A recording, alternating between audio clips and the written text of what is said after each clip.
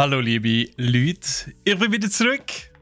Nach langer Absenz ist es doch endlich mal wieder so weit, dass wir miteinander ein bisschen Klemmbausteine zusammenbauen. Hier auf twitch.ch/brack.ch. Freue mich extrem. Ist lang her. Ich hoffe, ihr seid eben so gewundert drauf, was wir heute zusammenbauen. Und vielleicht habe ich das oder andere Geschichte zu erzählen. Wenn es euch überhaupt interessiert, wenn nicht, dann mutet ihr mich und hört einfach ein bisschen Musik dazu, wenn wir ein bisschen am Klötzeln sind. Ja, schön. Ich bin wieder aus der Flitterwoche retour. Habt ihr erfahren? Es hat sich so lang angefühlt. Aber Indien auch überhaupt nicht. Weil kaum fängst du wieder an zu arbeiten, bist du einfach wieder mitten im Ghetto. Wenn ihr das sicher auch kennt. Und ja, vielleicht die wichtigste Frage vorweg zum Beantworten. Ja, sie hat nochmal Ja gesagt. Also dort auf dieser Front alles gut. Hat alles geklappt. Ich habe nicht alleine müssen in die Flitterwoche. Oder sie. Je nachdem. Habe ich auch schon gehört. Dass es dann nicht mehr geklappt hat. Und jemand hat alleine müssen Flitterwochen antreten. Soll es ja geben. Ja, und jetzt bin ich sehr gewundert. Ich habe gesehen, es ist sehr, sehr viel gegangen in den letzten Wochen.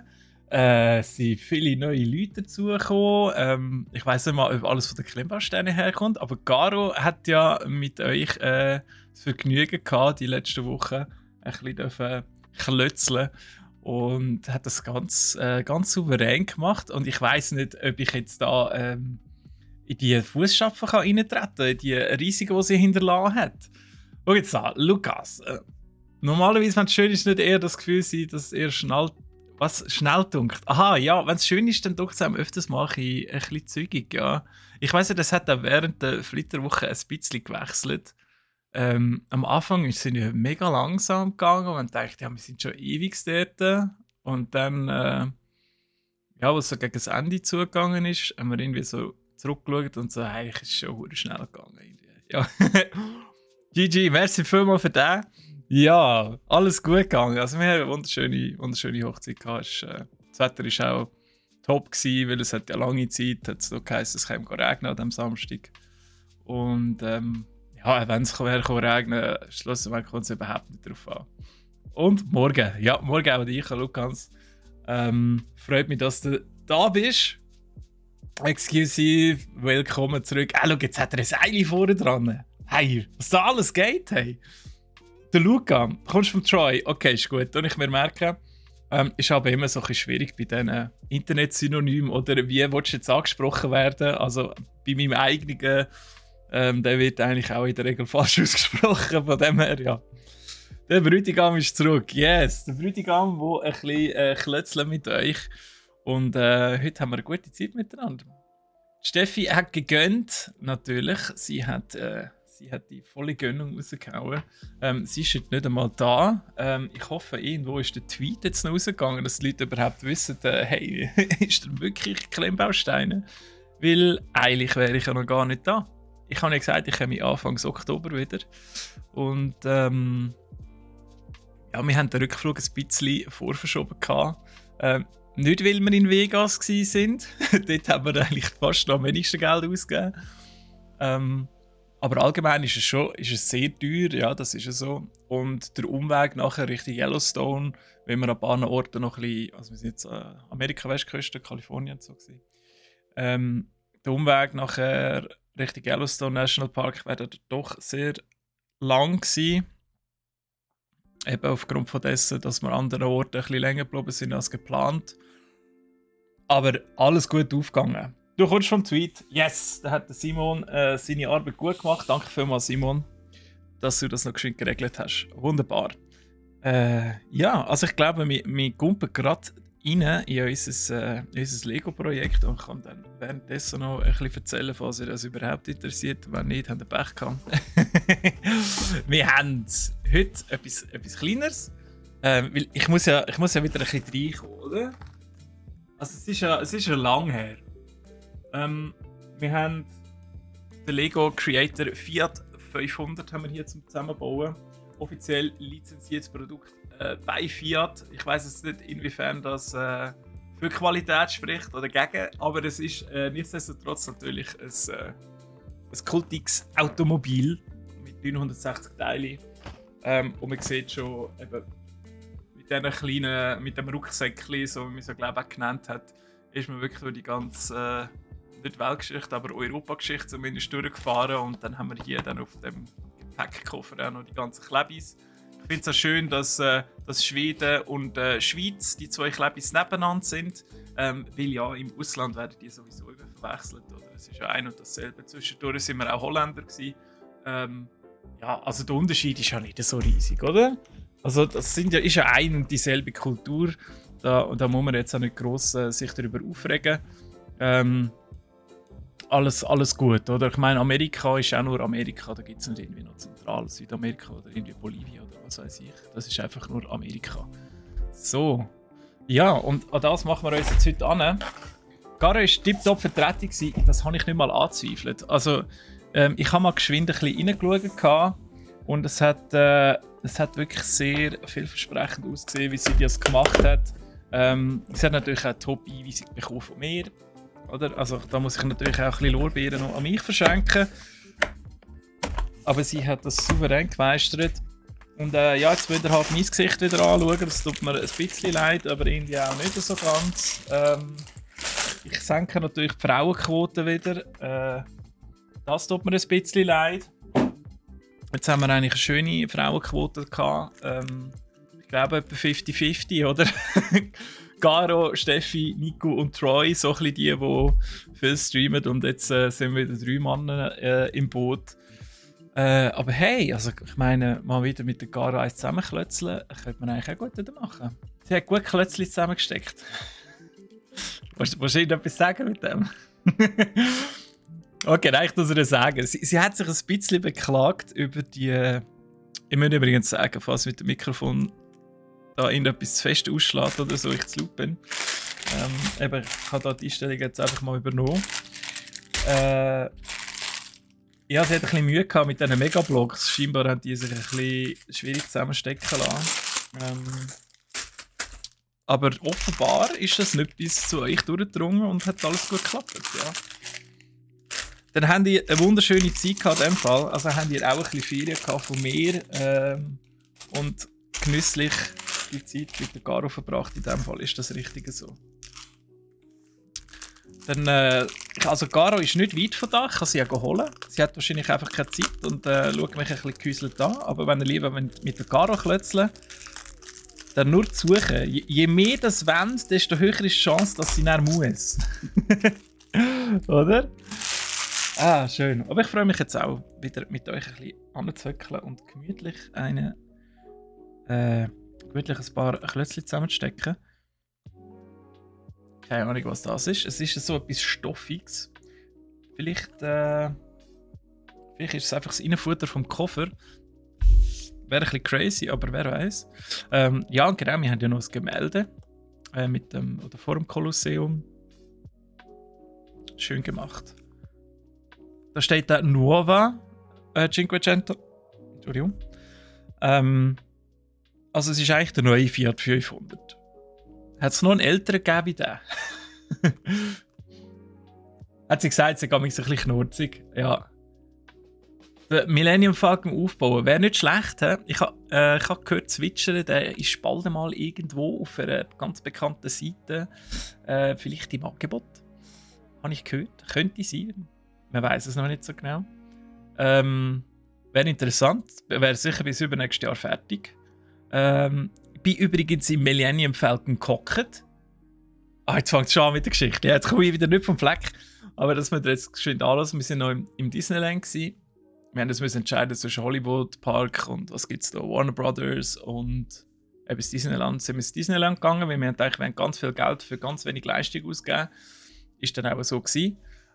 Aber der Teil mit Star Wars, der ist bombastisch gewesen. Also wirklich, es sind so viele Details dort versteckt gewesen. Und es hat eben der Millennium Falcon 1:1 ist dort gestanden. Einfach nur geil.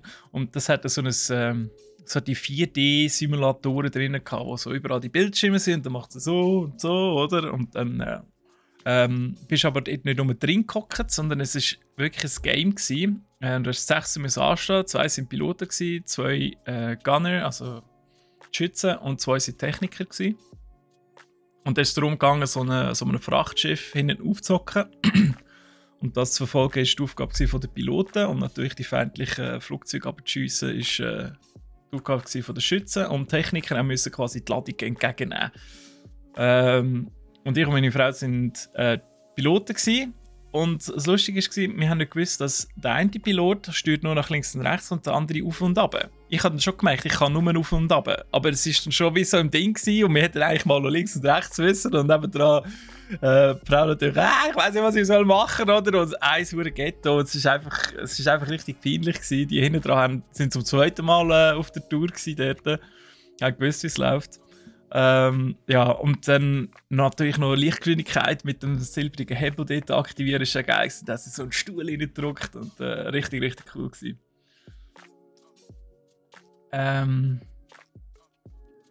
Auf einer Seite mit einem roten B als Logo. Nein.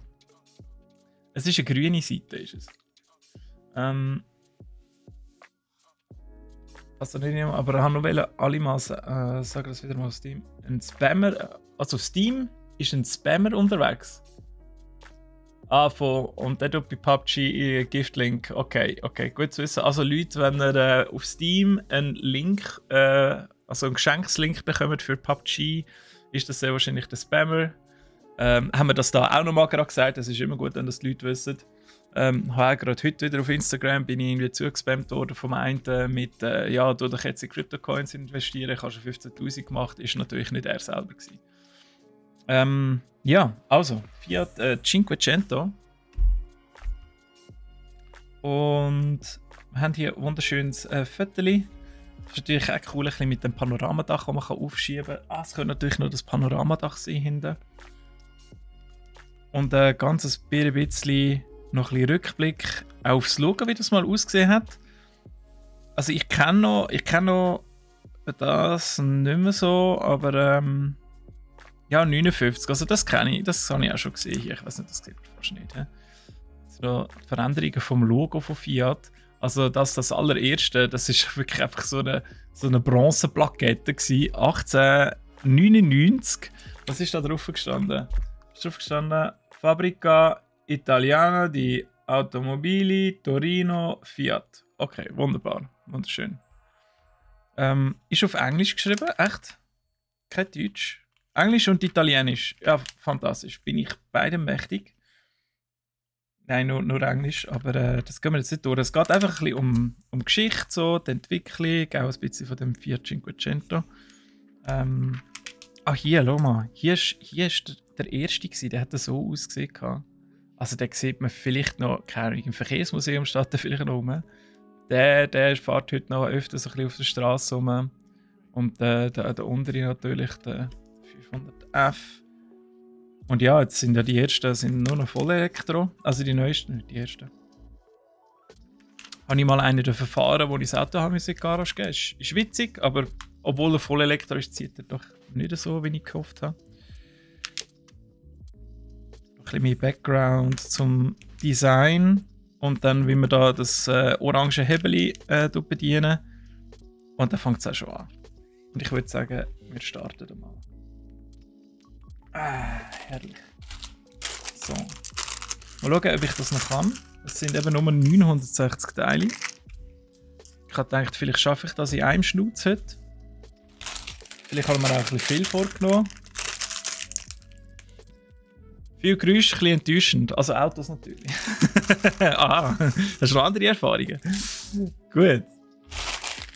Ja, also wenn wir mal Supersportwagen daraus rausnehmen, dann ja, bin ich auch kein grosser Fan von italienischen Autos. Auch wenn sie halt ein bisschen etwas Geschichte mitbringen und eine gewisse Ästhetik, die bei Sammlern und Liebhabern von älteren Autos gern gesehen sind. Oder ein bisschen seltenere Wagen, die auch neuer sind. Alfa Romeo 18 Kompetitionen und so Sachen. Sieht eigentlich noch herzig aus. Er ist einfach winzig, für das es eigentlich ein Sportwagen hätte sein sollen. Aber ja, also schlussendlich ist es ja eigentlich wirklich nur eine Geschmackssache. Wenn ihr einen Fiat kaufen wollt, dann kauft ihr einen Fiat. Ich weiss ja nicht, ob die heute immer noch so schlecht sind in der Machart. Eben Alfa Romeo hatte früher eigentlich konstant in die Garage. Und hat dann auch nicht wenig gekostet in der Regel.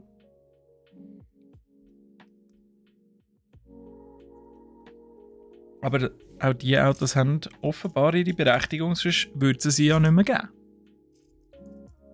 Und niemand würde sie kaufen.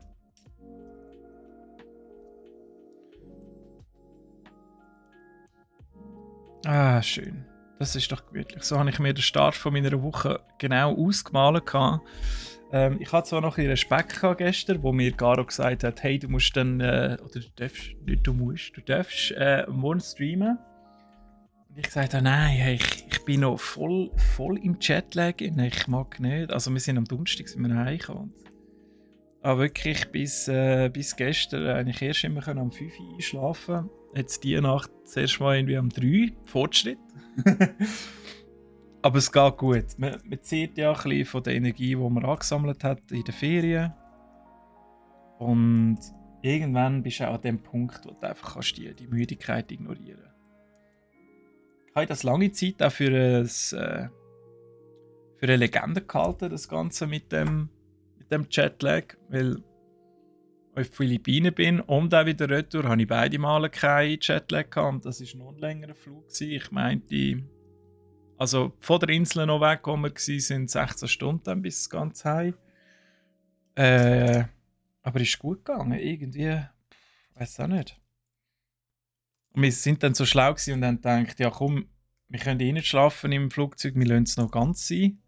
Haben dann wirklich etwa 36 Stunden durchgemacht. Und dachte, ja, dann können wir die Heime gut pfusen, oder? Heim, um 8 Uhr bist du mal so ein bisschen müde und dann um 10 Uhr bist du wieder wach. Und dann denkst du, ja, dann schaust du schon den Labour Cup mit dem Roger Federer das letzte Mal, oder? Puh, traurig gewesen. Sicher 2 Liter Wasser brüllen gehabt. Und dann ist ja, eben 2, 3 gewesen, so, wo das fertig war, wo wir ausbrüllen waren, also ich vor allem.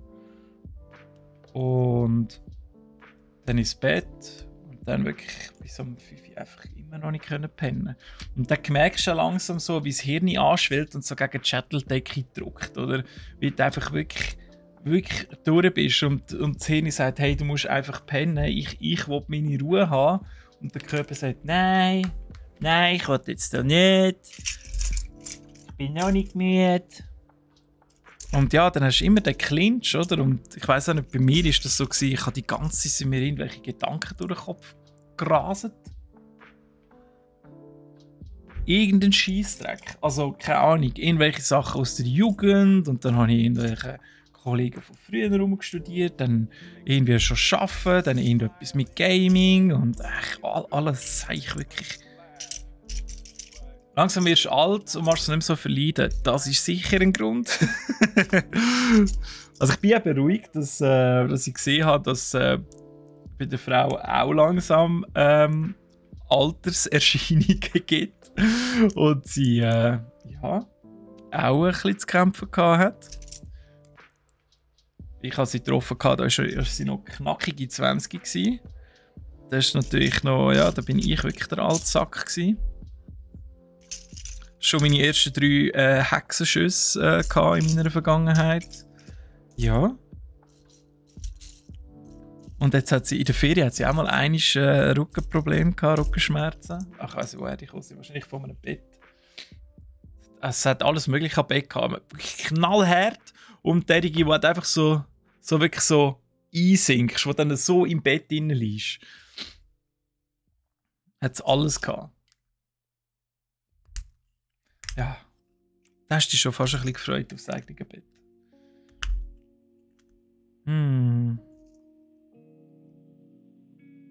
Ob ich mit 22? Nein. Also mit 28 habe ich sie geheiratet. Ja. Also sie 28. Wir sind also 8 Jahre zusammen gewesen, bevor wir geheiratet haben. So schnell ist es nicht gegangen. Wir sind zwar sehr schnell zusammengezogen nach einem halben Jahr. Weil es gut gepasst hat. Immer noch tut natürlich.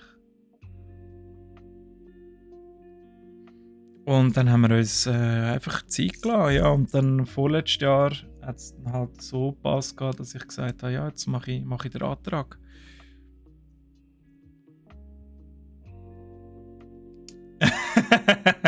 Hey Nico, nicht irgendwelche Gerüchte in die Welt setzen hier. 22 Frauen, ja? Nicht dran. Was sind es da? 42 in der einen Kultur, oder? 42 Frauen? 72. Wie viel sind es dort bei den Arabern, oder? Ich weiß doch auch nicht, wie der Glaube heisst. Das Muslime.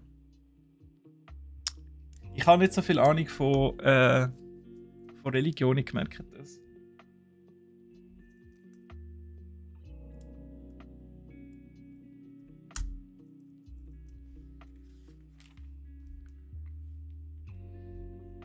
Sind es 72? 71 Jungfrauen sind es. Ah, okay. Wieso eigentlich 71? Wer kommt auf so eine Zahl? Mormon werden? Ja, könnte ja. Also es ist immer noch alles offen. Ich meine, als Mensch hat man ja grundsätzlich den freien Willen. Der wird an gewissen Orten natürlich unterdrückt, aber grundsätzlich wäre der da und kann machen, was man will.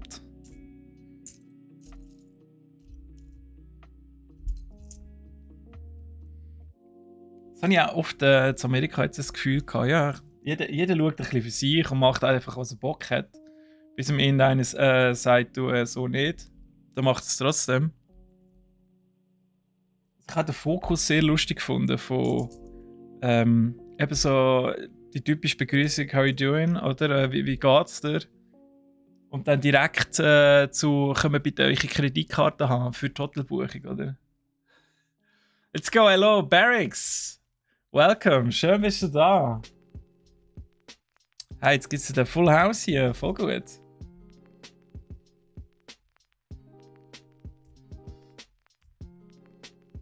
Eigene Sekte.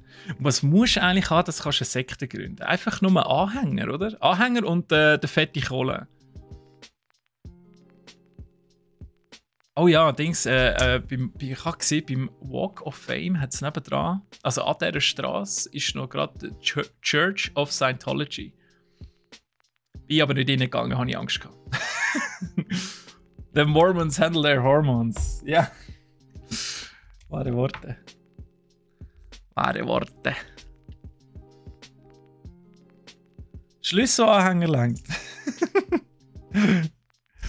Geil. Okay, also Nico, wir machen uns das Design von so einem Schlüsselanhänger und dann gründen wir unsere Sekte. Ist das gut? No one care how you doing. Ja. Also sie kümmert sich wirklich nicht, wie es da geht. Es ist einfach die Standardfloskel, wie wir einfach nur Hallo sagen. Wenn wir überhaupt Hallo sagen, wir sind ja sehr distanziert als Schweizer. Aber dort kümmert sie eigentlich wirklich nur um die Kohle. Wir haben auch immer angegeben, dass wir auf Honeymoon sind. Meinst du, nein, nicht, das interessiert? Ja, sicher nicht. Beim einen Hotel in Los Angeles haben wir noch auschecken gehabt und dann haben sie eine Kreditkarte hinterlegt. Ja, ist gut, ist alles abgebucht. Was ist also alles abgebucht? Können wir noch die Rechnung sehen, bitte? Ein Mann hat nicht mal gefragt, wie du Aufenthalt gewesen? Weißt du, hat sich auch nicht interessiert, oder? Und nachher die Rechnung angeschaut, 500 Stutz zu viel drauf. Einfach 3-mal pro Tag volle Parking plus noch das reduzierte Parking, das ich gebucht habe mit so einem Package. Einfach alles abbuchen. Und meinst du, er hat sorry gesagt? Nein, dem ist doch das gleich gewesen. Der hat so angeschissen gehabt, weil das hat er nachher storniert und als Trinkgeld sich auszahlt. Wette.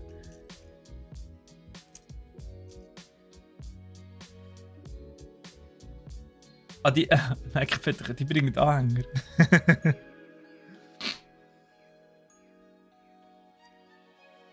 Honeymoon heisst spendabel. Ja. Kann man auch so auslegen, das stimmt, ja. Also wenn ich zurückdenke, ich bin ja auch an einer Rezeption mal gewesen, in einem Luzerner Hotel. Das heisst, wir haben auch viel gehabt, so aus den Arabischen Emiraten. Und Amis und was weiß ich, aber vor allem Arabische Emirate, die Honeymoon gemacht haben. Das sind schon richtige Geizknappers gewesen, oder? Und die haben natürlich immer hey my friend, can you give me a high floor please? I'm your good friend. Da sind sie immer so gekommen und haben irgendwie eben ganz oberst sein im Hotel und noch irgendwelche Spezialwünsche und so. Das ist dann nervig. Aber sonst, wenn du einfach so sagst, hey, wir sind auf dem Honeymoon, wäre mega cool, wenn ihr uns irgendwie ein schönes Zimmer geben oder so. Oder ich erwarte nicht mehr das, ich erwarte nur so, wenn du ankommst, hey, mega schön, gratuliere ganz herzlich, das ist ja schon alles. Das wäre schon mal cool. Einfach ein bisschen Konversation, ein bisschen. Aber das war eindeutig zu viel verlangt gewesen.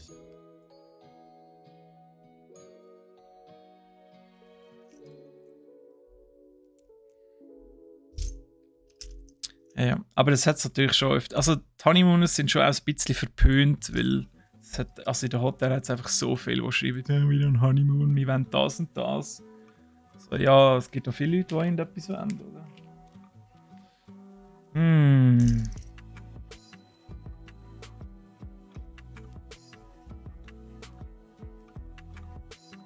Kommt immer ein bisschen darauf an, wie es kommuniziert. Wenn du anständig bist. So. In der Hotel, in der Restaurant hat es so 2-3 Mal funktioniert, dass wir wenigstens so einen wirklich schönen Viertisch, so wie in einem Separé oder in so einer coolen innen hatten, wo wir ein bisschen für uns waren. Das war noch schön. Vor allem in einem französischen Restaurant, wo auch tatsächlich ein Franzose drauf war. Der hat uns natürlich dort anders bedient als sonst die ganzen Amis. Das war schön.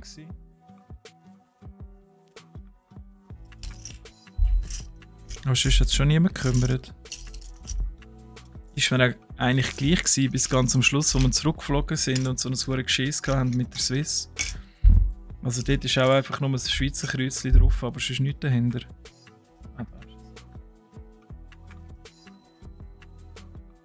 Also das ist auch meine Meinung, oder? Also Prag.ch distanziert sich von dieser Meinung, das ist meine Ansicht. Nicht, dass ich jetzt da irgendwie Rufmord begangen, aber es ist einfach immer traurig gewesen mit der Swiss. Wir haben ja umgebucht gehabt, am 9. September schon, für den Flug am 21. Und wir haben dort einen kompetenten Mitarbeiter jetzt gehabt, der Herr Schmalz. Grüße gehen raus. Er wird es nie hören. Aber er hat uns die Sitze reserviert, die wir wollten. Wir haben schon vorgebucht mit extra Beifreiheit, weil ja wegen der Grösse halt, wenn ich die nicht habe, dann habe ich wirklich die Knie im Rücken von dem vorne dran. Und er hat uns dann nachher beim Umbuchen die Sitze wieder rein da. Alles gut, alles cool. Und dann am Tag vom Abflug komme ich Boarding Pass über. Da hast du das gedacht, hä? Ich habe ja noch gar nicht eingecheckt. Wie kann ich jetzt schon Boarding Pass bekommen? Und dann habe ich gesehen, auf dem Boarding Pass sind Sitze drauf, die wir nicht reserviert haben. Also ganz eine hohe Nummern, irgendwo zuhinterst im Flugzeug. Und dann habe ich natürlich den Swiss angerufen. Und wenn um diese Zeit, also mit der Zeitverschiebung in der Schweiz also Nacht ist, anrufst, dann wirst du irgendwie in so ein Callcenter auf Indien weiter verbunden. Nur du kannst Englisch reden und die Leute irgendwie nicht so richtig rauskommen. Und der hat mir, oder die hat mir nicht richtig Auskunft können geben und gesagt, ja, ich muss beim Flughafen schauen. Sie können nichts mehr machen im System, weil am gleichen Tag der Abflug ist. Habe ich noch irgendwie verstanden auch. Ist aber ein bisschen sportlich gewesen, weil ja am Tag vom Abflug im Flughafen das noch regeln wollte. Hast du gedacht, das kommt ja sicher nicht gut raus. Ja, dann sind wir nachher ein bisschen früher am Flughafen gegangen. Schön, wie die negativen Sachen immer im Kopf bleiben. Typisch Schweizer Bünzli. Und dann sind wir dort an einem Informationsschalter. Und ich gefragt, ja, eben, ich brauche irgendwie einen Swiss Helpdesk oder so etwas, weil wir haben ein Problem mit dem Ticket. Und dann so, ja, nein, da müssen wir zum Check-in. Ich gesagt, nein, die vom Check-in machen das nicht. Ich brauche einen Swiss Helpdesk. Ja, geht's nicht, wir zum Check-in. Okay, gut. Übergegangen zum Check-in, irgendwie 50 Minuten lang die Füße im Magen gestanden. Und dann endlich können an und hast schon von weitem gesehen, dass zu dem, wo ich ankomme, dass er das Problem auch nicht wird können lösen. Jedenfalls dann an und gesagt, eben, wir haben den Boarding Pass bekommen mit falschen Sitzen. Und dann haben wir eine Bestätigung gezeigt mit der Sitzplatzreservation. Das ist komisch, ja, die Sitze sind schon gebucht. Dann haben wir gesagt, ja, soll doch mal schauen, ob das unsere sind und nicht, dass wir jetzt irgendwie 4 Sitze gebucht haben. Nein, es ist ein anderer Name. Aber uns dann nicht andere können geben? Nein, eigentlich nicht. Okay, Manager. Da habe ich wirklich mal einfach mal die Eier rausgeholt. Hey. Es ist mir einfach nur noch auf den Sack gegangen, dass es nichts geht. Und dann ist die gekommen und dann hat sie gesagt, ja, bei Beifreiheit könnt ihr den und den Platz haben. Der eine im Gang, der andere auf der anderen Seite im Ecke, beim Fenster, wäre ja noch okay. Aber da kommt so eine Metallwulst vom Flugzeug vorne dran durch, das musst du diagonal hocken. Das ist limitierter Komfort. Ist das eigentlich angegeben im Internet, aber bei ihnen im System nicht. Das heißt, sie sehen das auch nicht. Auch nochmal, mega gut. Dann natürlich ewig gekehrt und irgendwann noch ausgerastet und gesagt, hey Gott verdammt nochmal, Entschuldigung. Niemand interessiert sie mit dem Honeymoon, niemand macht ihnen den Finger krumm, das könnte doch nicht sein, jetzt soll sie mal etwas machen, sagt die Managerin, oder? Ja, sie können ja mal diese fragen, ob die wollen wechseln. Und ich gesagt, ja, also ob die wollen wechseln, jetzt auseinanderhocken, der eine, die hat noch beide dort mit Metallzylinder drin. Und wir hocken dann auf ihren schönen Platz. Wahrscheinlich ja nicht, aber können sie ja mal versuchen. Und dann haben wir die Plätze halt genommen, die sie uns geben können. Und nebendran die Frau war schon völlig aufgelöst, weil sie hat ein bisschen Panik vor dem Fliegen und vor allem so lang dann auch und nicht zusammenhocken nebeneinander. Ja, dann habe ich nochmal den SIS angerufen, wieder irgendwie auf Indien verbunden. Und dann war die erste, die ich sagen konnte, warum dass wir jetzt andere Sitze haben. Jetzt hat, in der Zwischenzeit hat das Flugzeug gewechselt. Wenn das Flugzeug wechselt, gehen alle Sitzplatzreservationen verloren. Du wirst offenbar eigentlich noch darauf hingewiesen. Per Mail. Aber weder ich noch sie haben je ein Mail bekommen. Also haben wir auch nie darauf reagieren. Ja. Nachher sind wir mit unserem Boarding Pass dort gehockt und ich bin dann nochmal das Mail anschauen und unten dran steht, ganz klein im Disclaimer drin, wenn das Flugzeug wechselt, kannst du deine Sitzplätze verlieren. Oh, jetzt ist glaube ich das Teil. Oder? Irgendwo? Nein. Ja, wenn ich es dann brauche, suche ich es dann. Ja, und dann habe ich aber dort dann auch noch gesehen, wir können ja die Sitze umbuchen. Während ich schon Boarding Pass in der Hand habe. Interessant. Da bin ich nochmal schauen und da hat es wirklich noch Sitzplätze nebeneinander frei gehabt und die haben wir dann können buchen mit ein bisschen Beinfreiheit, nicht so, wie wir es gerne gehabt hätten, aber doch immerhin. Und dann habe ich nicht ganz so fette Scheichen gehabt, wie ich befürchtet habe. Das ist eben auch noch so etwas, das weiss ich noch, wo ich von den Philippinen heimgekommen bin. Also das war richtig übel mit der dicken Scheiche. Und jetzt bei diesem Heimflug ist es noch gegangen. Ja. Und da haben wir wirklich auch wie so als Ehepärchen haben wir unsere Kompressionsstrümpfe gehabt. Also für so einen langen Flug kann ich euch das nur empfehlen, weil wir haben nachher die Füße der anderen angeschaut, wo wir rausgelaufen sind. Jeder ist fast aus seinen Schuhen rausgequollen. Also, oder fast jeder. Es hat gewisse, glaube ich, die haben das nicht. Keine Ahnung warum. Aber ja.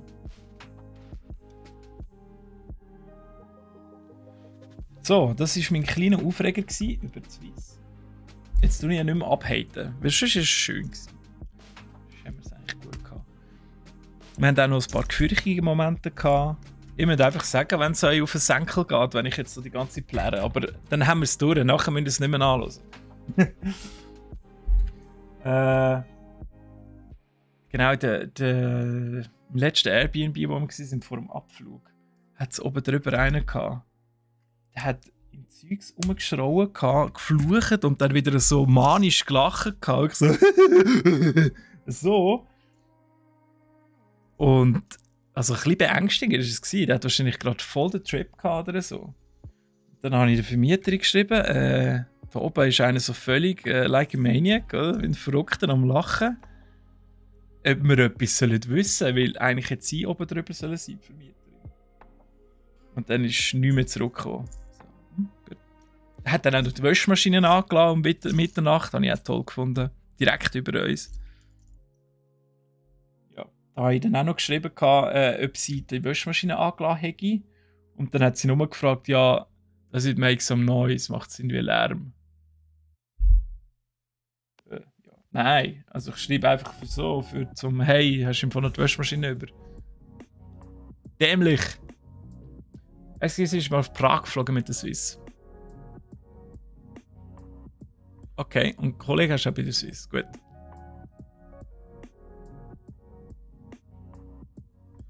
Voll geil, er hat den Sitz blockieren. Wie geht denn das? Also wie kannst du einen Sitz blockieren, wo... Kannst du irgendwie so einen Deadhead, das sind die, glaube ich, die vorher noch mitfliegen können. Ich glaube, den Begriff kenne ich von Catch Me If You Can. Kannst du so einen dort rein tun? Also einen, der einfach muss mitfliegen für dann von einer mit der anderen Maschine weiterzufliegen. Was, der Platz nebendran haben sie mit einem Band abgesperrt? Wie sieht denn das aus? Und du hast das Band weggenommen. Und ich einfach so quer drüber geflätzt. Sie können im System blockieren. Ach, siehst du, was die alles in ihrem System können, aber das nicht. Den Sitzplatz können sie nicht übernehmen. Das geht nicht. Die Weirdos. So, also das habe ich eigentlich können. Ja, und das andere Gruselige war, dass wir in der Nähe heisst 90 Minuten vom Yosemite Park, Yosemite Valley entfernt, ein Cottage hatten, so ein bisschen auf einem Hügel, also wirklich ein bisschen weg von der Zivilisation. Haben wir das dort gehabt, das hat so noch einen Whirlpool gehabt. Da steht, glaube ich, so das Ding, alle müssen einen Whirlpool haben, weil sonst bist du einfach nicht konkurrenzfähig. Da haben wir natürlich den Whirlpool ausprobieren. Das war auch schön, es war eine klare Nacht und natürlich nicht viele Zivilisationen und also man hat es recht gut gesehen. Und dann macht die Schiebetür auf und dann außen im Gebüsch wirklich so irgendetwas am Umsäckeln. Etwas Größeres als nur das Eichhörnchen, habe ich gemeint zumindest. Die Tür wieder zugeknallt, oder? Und so, nein, gehen wir jetzt nicht raus. Mal, jetzt haben wir das schon gebucht, jetzt gehen wir auch in den Whirlpool rein.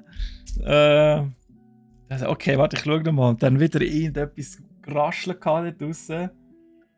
Hey, nein, ich kann nicht raus. Und ja, irgendwie 20 Minuten später sind wir dann gleich in den Whirlpool gehockt. Ich war leicht angespannt gewesen, weil ja, es hat halt Bären dort und Schlangen und so nicht, Dachs können auch noch recht frech sein, offenbar. Sind auch recht grosse dort. Ja, aber es ist dann nicht passiert. Sie sind ja nicht aufgefressen worden, offenbar.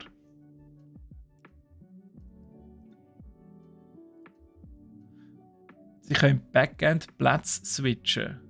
Siehst du? Gut, dann könnt ihr das vielleicht einfach nicht. Also, vielleicht hätte es ein Swiss Helpdesk noch können.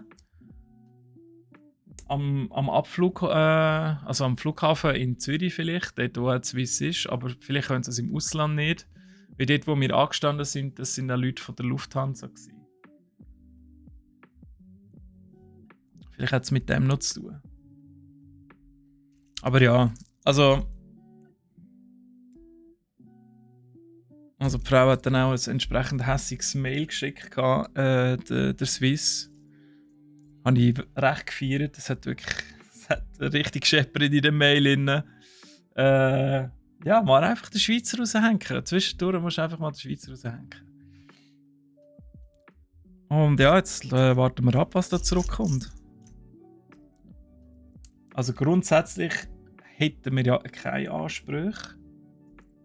Weil eben, sie schreiben es ja mit dem Sitzplatz. Aber weil wir halt auch kein Mail hatten und ja, ich weiß auch nicht.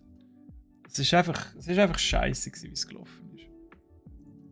Aber ja, jetzt war ja auch nicht weiter tragisch gewesen. Am Ende sind wir wieder zurückgekommen. Alles gut. Turbulenz haben wir noch gehabt. Einmal übel. Sind wir wirklich 300 Meter runtergefallen. Ist noch geschwind ein bisschen eingefahren.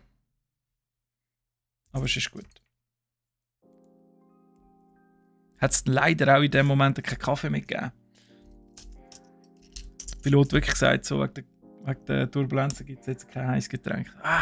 Das Kaffee wollen, wenn ich schon nicht pennen kann. Ich wollte ja wach bleiben.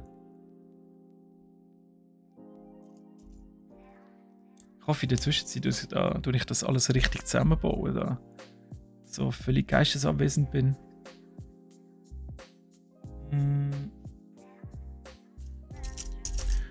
Das da brauchen wir.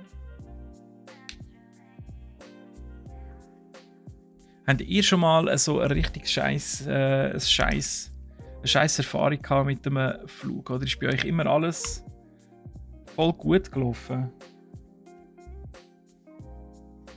Oder irgendwie so eben ein Horrorszenario mit Turbulenzen oder was weiß ich. Und ihr vielleicht auch nochmal überlegt habt, hey, also ich weiß nicht, aber ich wollte jetzt gerade nicht nochmal fliegen. Oder ja, das Schlimmste ist, wenn ein guter Kollege, der ist auf Malediven geflogen, gehen sie eigentlich alle 2 Jahre oder irgendwie so. Und der hat mega Flugangst, das ist wirklich schlimm. Und der muss dann immer so ein bisschen Medis nehmen und so und irgendwie geht es dann. Und die sind vor den Malediven sind die abgestürzt mit diesem kleinen Flugzeug. Du fliegst dann nochmal mit so einem Wasserflugzeug irgendwie zu diesen Inseln, wo du hin musst. Ja, und dann sind die abgestürzt. Der fliegt immer noch. Also Respekt.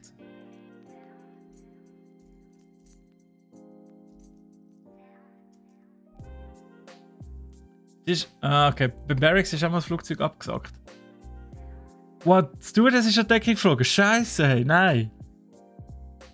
Und dann Panikattacke. Also irgendwie ist es noch lustig gewesen. Oh Gott. Hey, nein, shit.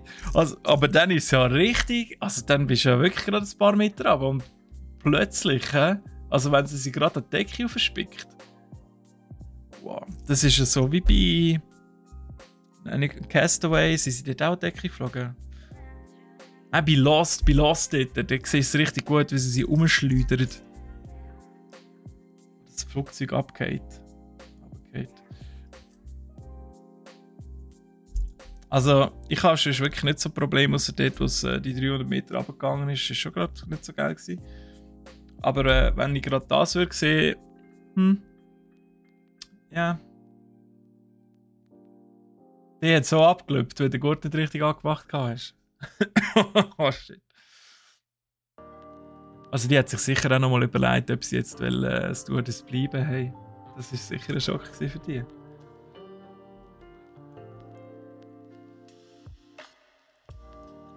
Und die Execution war am Morgen früh zu Uganda mit der Freundin.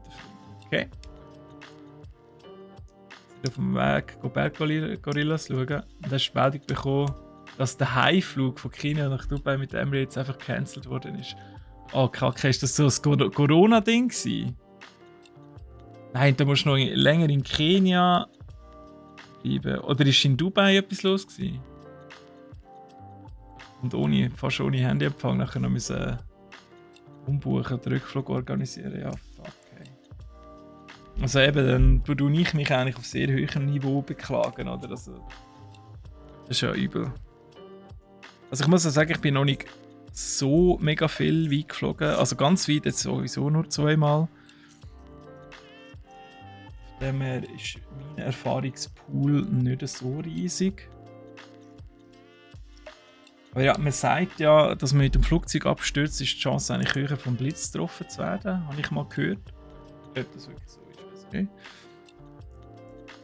Aber das sind natürlich so Horrorszenarien, die die ein bisschen beeinflussen, sind dann nicht mit eingeschlossen.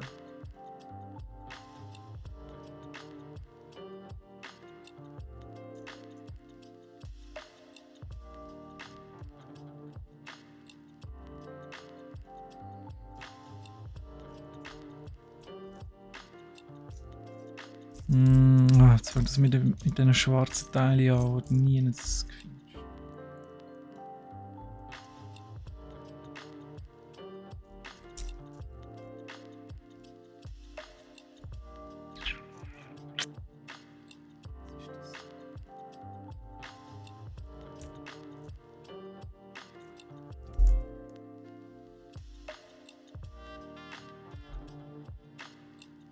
das Schöne am Fliegen ist, dass man immer irgendwie runterkommt.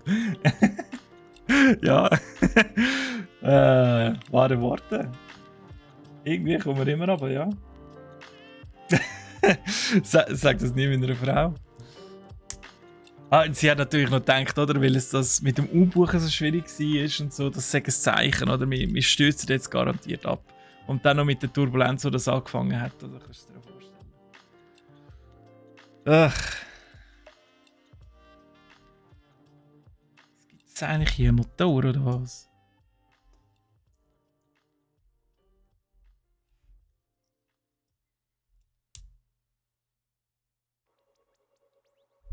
Ah, okay. Es hat keine Begründung gegeben bei dir, warum der Flug über Dubai dort gecancelt wurde. Ja, wenigstens haben das zahlt bekommen, sonst wäre das richtig nervig gewesen, oder? Ah, okay, wegen der Corona-Delta-Variante. Haben sie das wollen. Interessant, was das alles für Einfluss kann haben.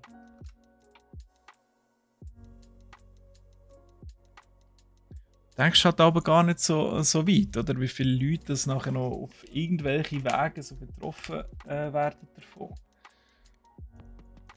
Und so Sachen passieren.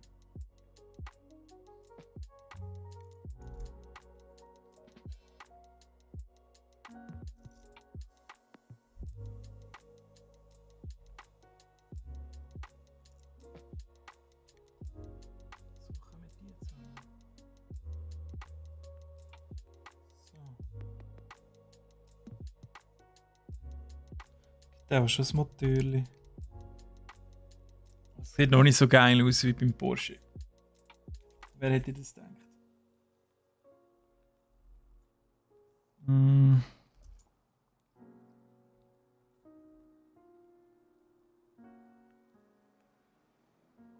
Die ersten 2 Mal, wo du geflogen bist, hast du die ganze Zeit auf dem WC verbracht. Oh nein. Ah, scheiße, das tut mir leid. Ja. Hat es so eingefallen? Also wahrscheinlich ist es einfach eben das im Kopf gewesen, oder? Dass du einfach zu viel Gedanken gemacht hast, oder? Und dann ist es so ein Teufelskreis, wo du nicht mehr daraus rauskommst.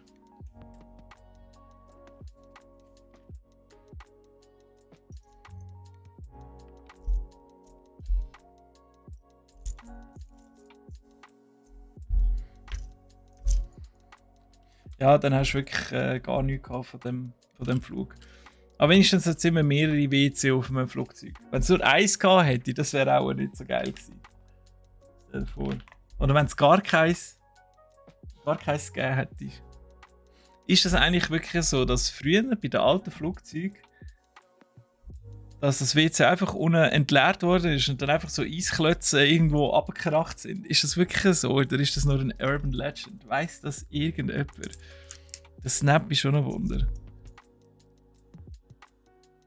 Wenn du einfach mal so einen gefrorenen Scheissgegel auf dem Grind oben landet. Du gerade ausgenockt bist.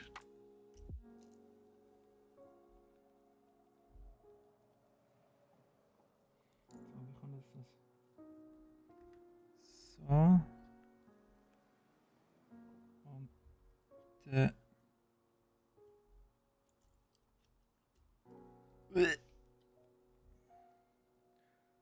Kabel ziehen, du.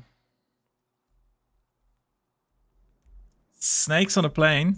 Gehst du essen? Dann wünsche ich dir einen guten, Nico. Und auch allen anderen. Hey, der ist schon 5 vor 12 wieder. Die Kälbezeit geht einfach schon immer zu schnell vorbei.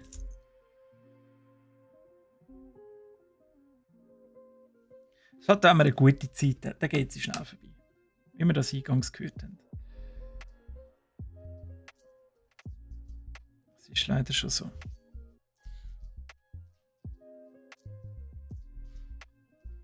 Wenn sie Corona als Grund angegeben hätten? Also wenn eine Fluggesellschaft Corona als Grund angibt und nicht fliegen kann, dann müssen sie das selber zahlen. Ich habe gemeint, das ist nur, wenn du selber Corona hast. Das zieht auch bei der Fluggesellschaft. Also das ist ja... Also das kannst du ja nichts dafür, also überhaupt nicht. Also auch sonst nicht, wenn du Krankheit bekommst, meistens ab und zu. Aber das ist ja heftig.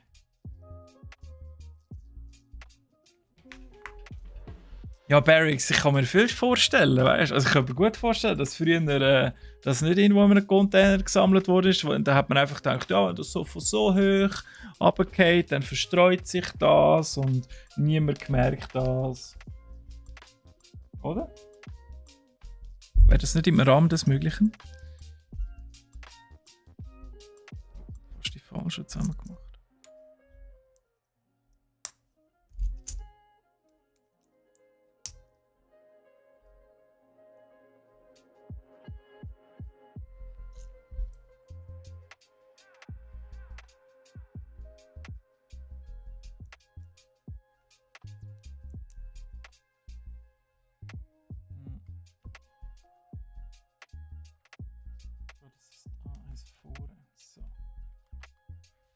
Gibt es da irgendetwas zu bewegen? Wahrscheinlich Türen oder so, hä?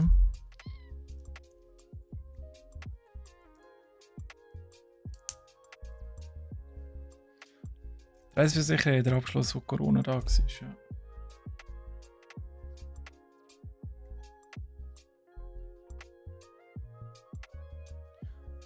Ah, das ist ja krass. Okay. Staatliche Massnahmen zieht das dann nicht bei der Reiseversicherung.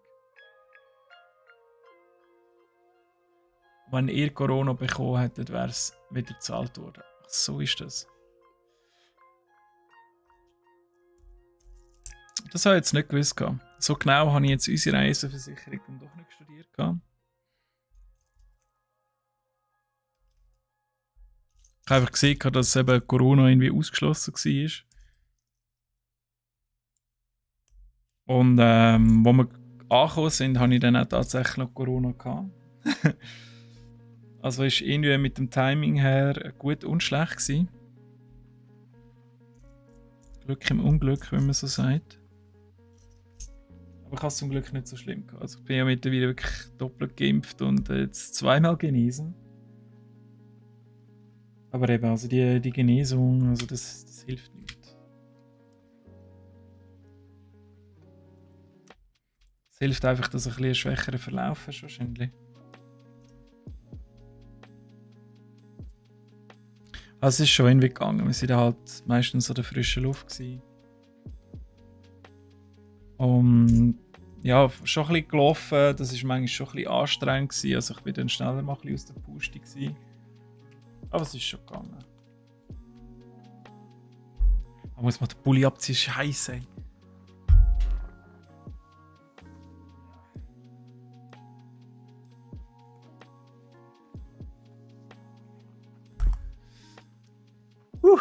So.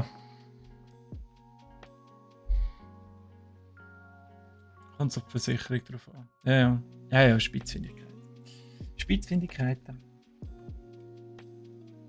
Nicht damit beschäftigen. Oder ja, genug früh damit beschäftigen.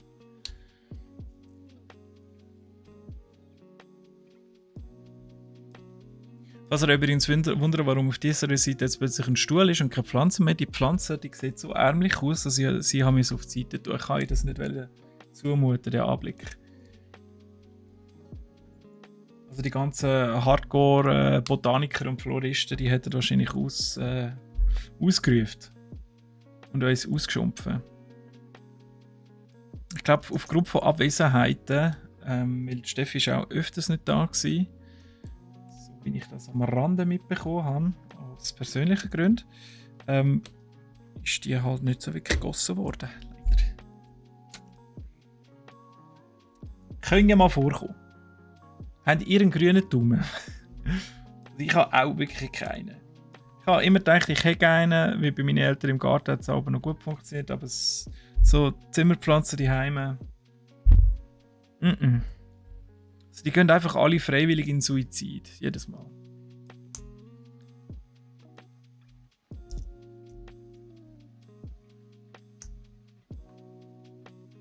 Dunkelbrauner Daumen. Wow. Also bei dir stirbt auch alles ab, hä? Oh, warte. Ah, da unten noch eins.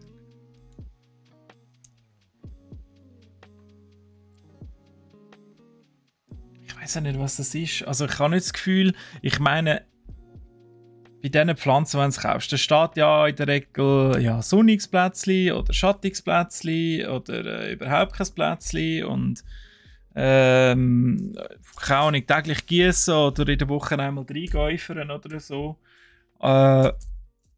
Und das hilft ihnen ja auch nicht. Dann machst du es genau so, wie es dort steht. Und die Pflanze will einfach trotzdem nicht. Einfach um dir zu sagen, sorry, du kannst es nicht im Fall. Bitte kauf keine mehr und verschone die anderen. Die kommunizieren wahrscheinlich telepathisch untereinander, oder? Also anders kann ich mir das ja nicht erklären. Wenn du es anlenkst, nur schon. Krass. Ist auch in der Superkraft, oder? Also das werden so... Ja, der Mr. Withering oder Super Withers oder ich weiß es auch nicht. Oder einfach nur Wither.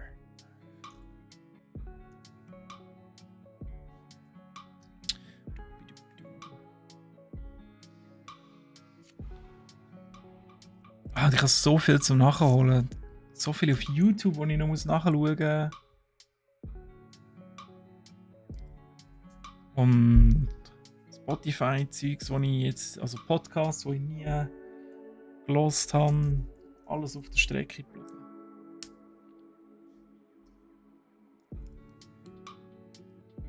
Bin ja ein bisschen in YouTube-Sucht. Ich brauche das einfach amix so ein bisschen Zeit für mich, so, keine Ahnung, 3/4 Stunde und dann einfach die volle YouTube-Dröhnung. Man kann es ja eigentlich schon recht als Zeitverschwendung auch anschauen, manchmal. Also kommt ein bisschen darauf an, was man schaut. Aber eben, du tust ja noch konsumieren und dann auf der anderen Seite kannst du wieder sagen, ja, es ist ja eigentlich nichts anderes als Fernsehen. Netflix, stimmt, Netflix haben wir geschaut. Ja. Netflix haben wir ein bisschen geschaut. Ist ja cool gewesen, weil wir dort natürlich Zugriff hatten auf den amerikanischen Markt. Ich habe noch One Piece runtergeladen. Muss jetzt mal schauen, ob das noch drauf ist, weil hier in Europa gibt es ja nicht. Jetzt bin ich aber gespannt, weil ich es runtergeladen habe, dann müsste ich das ja trotzdem können schauen. Also ich auf YouTube schaue, ja, so wirklich 0815. Also die deutschen Maxim, vor allem Maxim, Henno nicht mehr so stark zwischendurch. Letztes Jahr habe ich Dark Souls ein bisschen geschaut von ihm. Writing Bull schaue ich aktuell gerade. Er, der so ein bisschen ganz gemütlich Strategiespiele schaut, wo er zwischendurch mal noch beim G8-Gipfel war von Rocket Beans. Rocket Beans natürlich auch.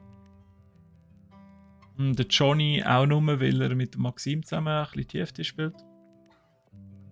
One Piece-Fan. One Piece TCG. Ja. Ich bin ja verantwortlich für das Zeug. Natürlich habe ich davon gehört. Es ist ein bisschen schwieriger, momentan dran zu kommen. Die Preise sind ein bisschen hoch. Also wir kommen schon dran an, aber es wird sicher mal noch kommen. Wir lassen es jetzt mal noch ein bisschen anlaufen. Also wir werden zum Release das noch nicht da haben, falls ihr wirklich gehofft habt, wir haben das One Piece da. Muss ich euch leider noch ein bisschen vertrösten. Das wird schon kommen. Ein bisschen später ist da wirklich die Kamera jetzt umgekehrt. Das ist wirklich ein Saftladen hier, hey, ehrlich. Yeah. So, mal schauen, wie lange es geht. Ja, One Piece auf Netflix. Ja, nur im amerikanischen Markt. Alles ruhig, alles beruhigen. Nur im amerikanischen Markt. Willst du dann zocken, das One Piece TCG? Ich müsste eben mal, ich glaube diese Woche ist Pre-Release-Wochenende von One Piece bei den einen Läden. Und dann läuft das Ganze an. Und dann wollte ich mir auch mal anschauen, wie spielst du es. Oder von der Regel her, weil da habe ich jetzt noch keine Zeit gehabt, mich damit auseinanderzusetzen, weil es sonst noch so viel gelaufen ist.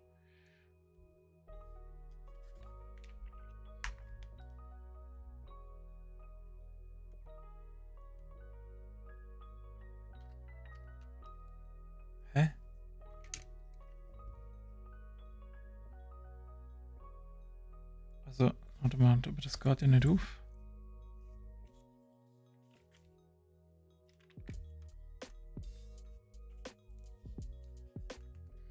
Irgendetwas stimmt jetzt da gar nicht.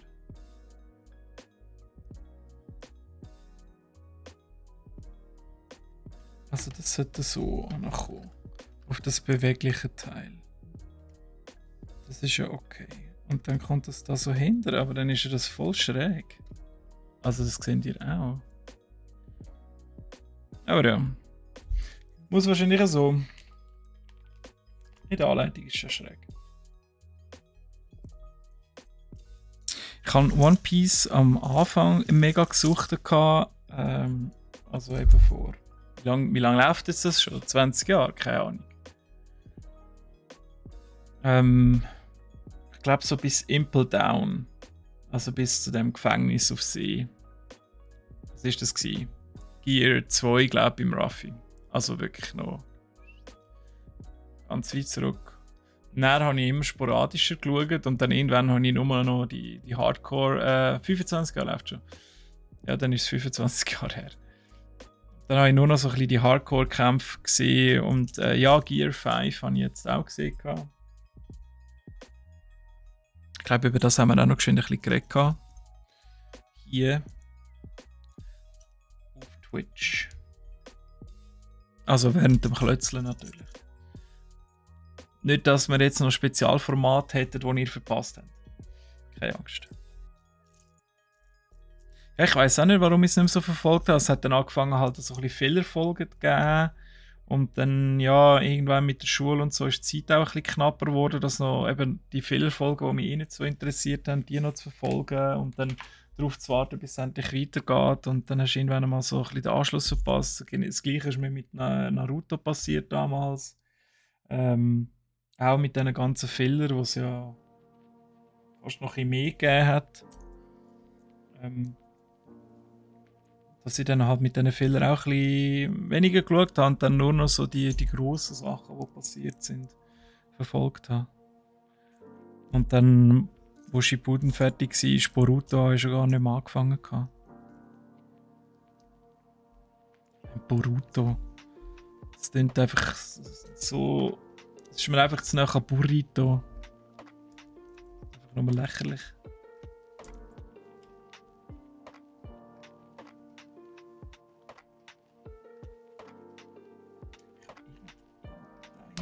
Was kann da? 1, 2, 3.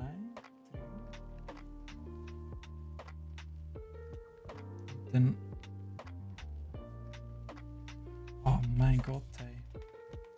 Konzentration, lasst schon nachher, Leute. Also, es geht ab jetzt nur noch bergab.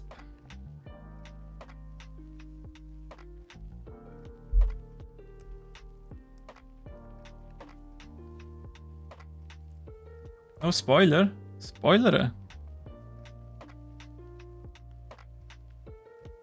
Schau mal, Discord Off-Topic checkt. Okay, gut, ja, schau ich nachher mal. Spoilern? Von was spoilern? Boruto? Dass ich den Namen scheiße finde. Was habe ich jetzt gespoilert? Ich habe doch nie gespoilert. Wegen Gear 5? Nein, das sage ich nicht.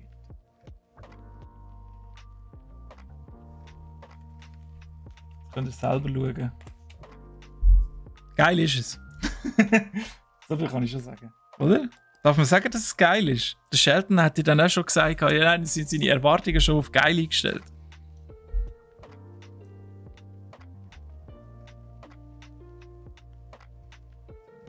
Und jetzt nochmal. Ich habe sicher nochmal etwas falsch gemacht. Punk Hazard. 620. Punk Hazard ist mit dem Dings, oder? Da mit dem, wo da irgendwie der andere kann ins Herz hineingreifen, oder? Ist das der? Wie heisst es der schon wieder? Der mit dem Kuhhut da. Ich weiß nicht, wie der heißt.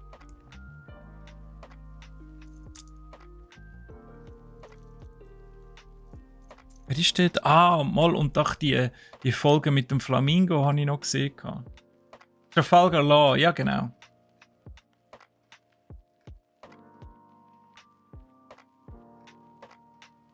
Ah, so der Spoiler. Ja, okay.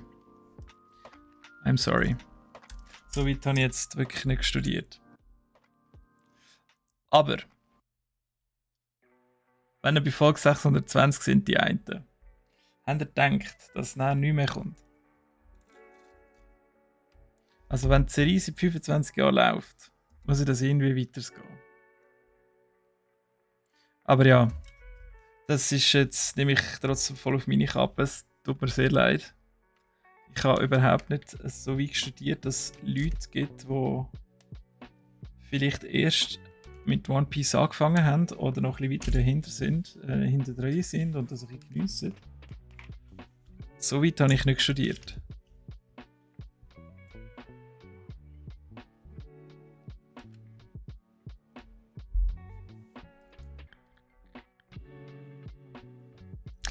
Ah ja. Harry Potter haben ihr alle gesehen. Dort bin ich auch gespoilert worden. Ich habe die Bücher nämlich nicht gelesen, als ich ins Kino bin. Das war ein harter Spoiler.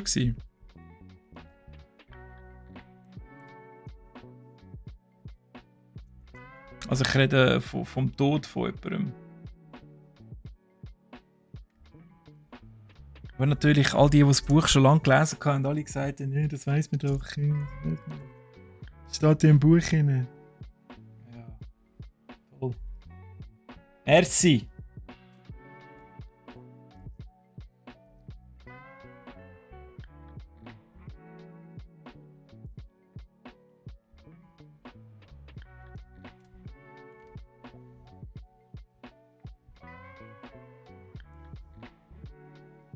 Soll ich jetzt das näher rausschneiden mit dem Spoiler? Soll ich mich einfach auf stumm und irgendwie so ein Zirkuslied drüber legen? Ja, ich bin grundsätzlich auch noch das Buch nicht gelesen hat. Ja.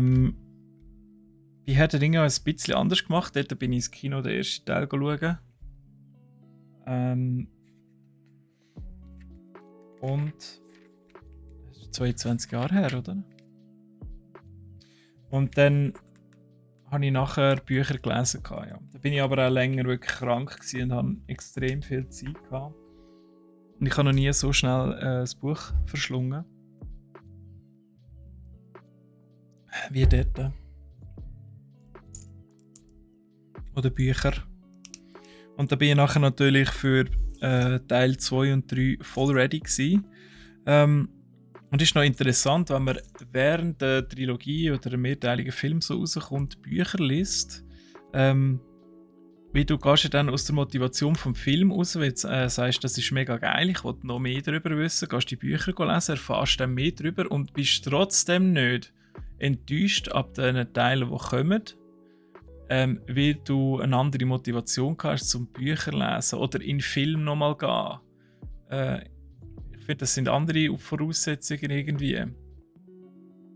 Weil eben es sind viele Sachen sind nicht angesprochen worden in den Filmen, natürlich, oder ein bisschen umformuliert, umgeschrieben oder anders abgehandelt sogar.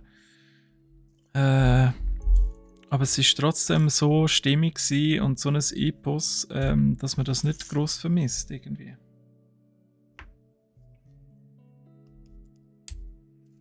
Vermisst hat. Einmal ich nicht.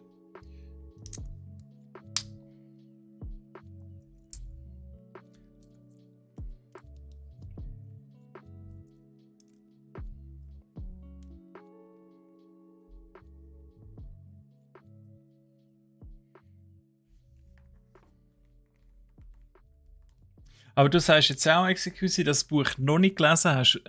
Tust du auch nachher noch nachlesen und dann vergleichen? Oder wie handhabt ihr das allgemein? Lesen ihr Bücher vorlesen, lesen ihr gar keine? Also nicht im generellen Sinne, aber also Buchadaptionen oder Grundlagen von Filmen und Serien? Oder lesen ihr immer vor? Game of Thrones zum Beispiel habe ich auch währenddessen angefangen zu lesen. Finde ich Bücher, wer hätte das gedacht, Bücher sind dort wirklich besser. Die Serie war ja eigentlich auch gut gewesen, bis so Staffel 6, 7.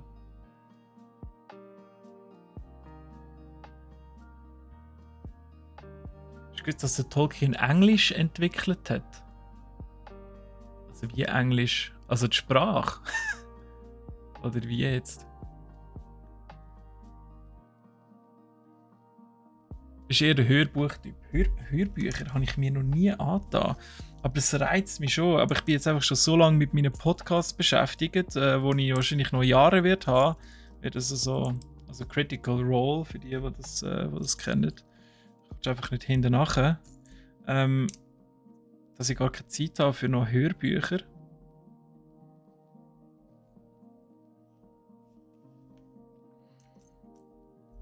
Du tust die auf. Ich kenne nur Audible.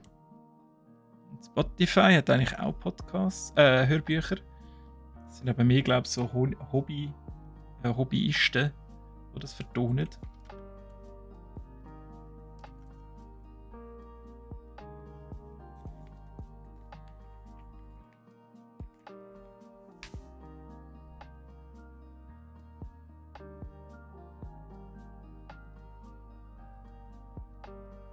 Ah, was? Okay. Ah, der Tolkien. Der Johann Ronald Reuel, glaube ich, Tolkien, hat dort quasi am englischen Duden mitgearbeitet. Wow. Das habe ich nicht gewusst. Aber wundert mich auch nicht, weil er so gut kann schreiben und Wörter benutzen. Und dann nachher natürlich mit Elbisch noch seine eigene Sprache entwickelt hat. Dann macht ja das noch viel mehr Sinn, dass er das hat können, um noch ein Netzwerk gehabt hat, um mit denen um sich austauschen, wie man eine Sprache entwickelt. Das ist genial. Ich sehe wieder nicht, wo das Zeug ankommt. Spiegelt.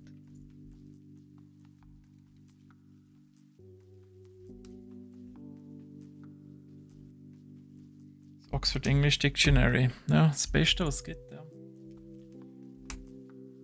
Durch das Meme. Ja, manchmal sind Memes gar nicht so schlecht. Manchmal haben die noch einen Funken Wahrheit drin.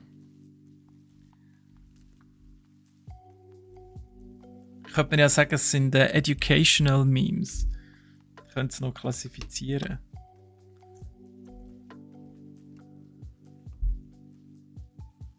Ist jetzt eigentlich Rings of Power hat doch angefangen, oder? Hat das schon jemand geschaut von euch? Muss man das jetzt gesehen haben oder nicht? Oder gibt es nur noch Haters auf dieser Welt? Also, als ich den zweiten Trailer gesehen habe, ist es mir auch mal so gewesen, als hätten sie von den Filtern, die sie verwendet, um das Bild anzupassen, nochmal ein bisschen etwas geschrieben, dass es nicht mehr so mega künstlich aussieht. Excuse, ich habe jetzt noch nicht geschaut, okay. Ich habe noch nie gehört von dem. Ich habe mich jetzt auch nicht wirklich informiert.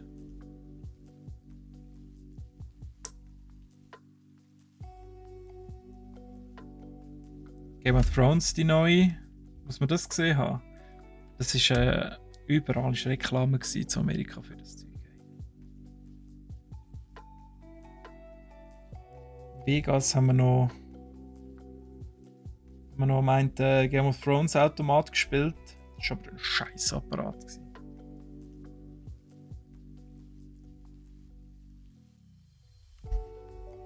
Also so eine Slotmaschine, da die Zahlen auf und runter gehen. Nicht gewonnen reden. Dafür am Willy Wonka und am Lightning Dragon und so. Lightning Dragon war sogar von Konami. Habe ich gar nicht gewusst, dass Konami Slotmaschinenprogramm entwickelt. Das gehört wirklich auch alles zu den Konami Games.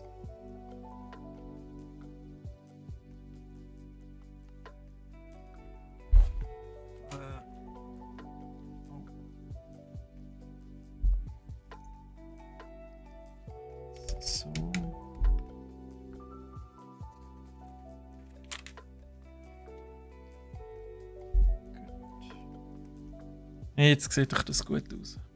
Also ich glaube, wir schaffen es heute nicht mehr. Ich bin noch nicht mal mit dem ersten Säckchen fertig. Aber das habt ihr wahrscheinlich auch nicht von mir erwartet, oder?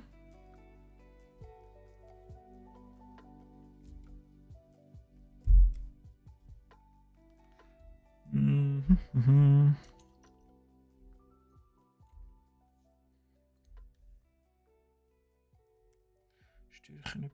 Steuerknüppel. Ja. Wie sagt man? Schalthebel. Hey, alles aus dem Gring geht. Und die Handbremse.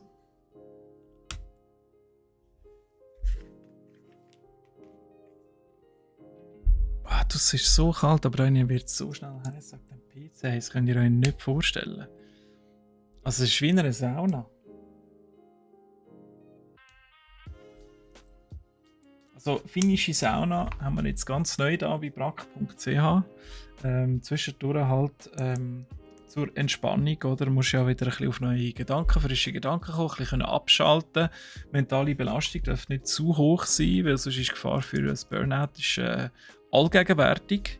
Darum hat man sich dazu entschieden, eben das Stream-Studio zu einem Steam-Studio umzubauen. Und ja, wir haben jetzt neuerdings eine Sauna da. Ist das nicht praktisch? Das ist jetzt einfach nur die Restwärme, die da ist, weil wir können es natürlich auch abstellen, dass wir eben können auch nicht nur steamen, sondern auch streamen.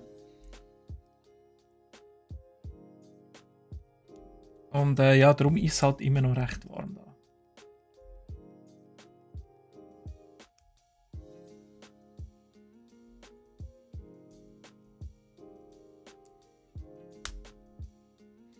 Also ich bin normal wegen dem Tolkien nochmal, als ich in Oxford war, in dem, wie hat das geheißen, White Eagle oder so, in dieser Bar, wo er immer war und scheinbar die ersten Gedanken und Entwicklungen zu Herr der Ringe geschrieben hat.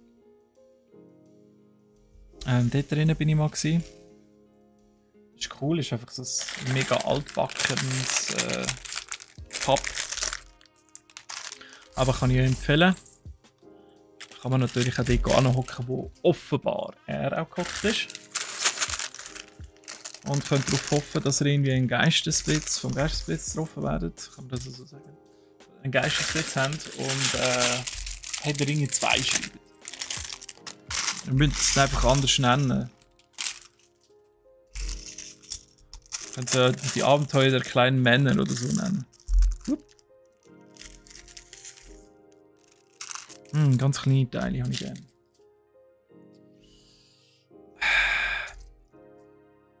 Jetzt fängt der Gugus wieder von vorne an. Gugus gsi, Gugus gewesen.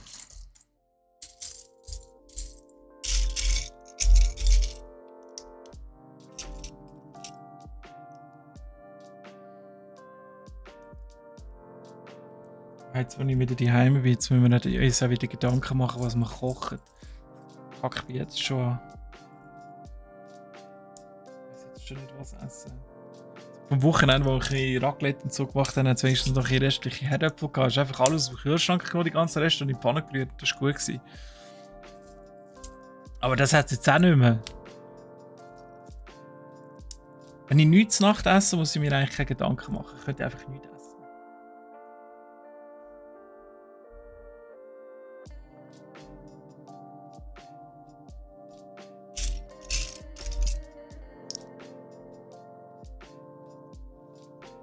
Ja, einen Moment, ich komme gerade wieder.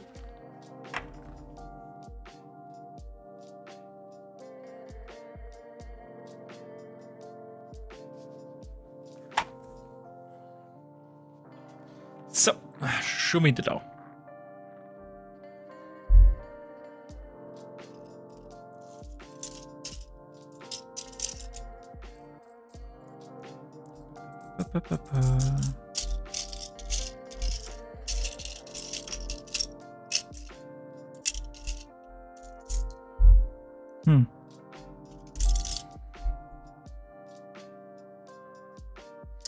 Nochmal so ein Trierli.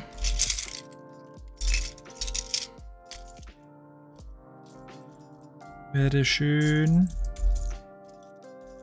Es hat einfach zu viel Geile da. Ist.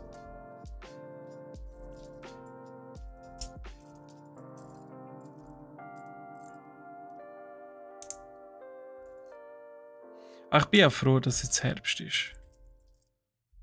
Das ist einfach die beste Jahreszeit. Schön, am Abend ist es dunkel, ein bisschen vor dem PC oder vor dem Fernseher und es ist einfach Gemütlichkeit pur. Es ist einfach nur perfekt. Gestern habe ich mal wieder Genshin Impact abgeladen. Weil damals sind wir released worden ist. Keine Ahnung, wie lange das her ist. Ewig. Habe ich das mal gespielt. Wird ja scheint immer noch gespielt. Es ist immer noch ein riesiges Ding offenbar. Und ja, ist irgendwie immer noch ein gutes Game. Also ist ja sehr gemütlich mit dem Erkunden, ein bisschen einfache Rätsel lösen. Eben so ein perfektes Game für den Herbst. Dort einfach ein bisschen, willst, es gemütlich haben und ein bisschen sinnieren über das Leben.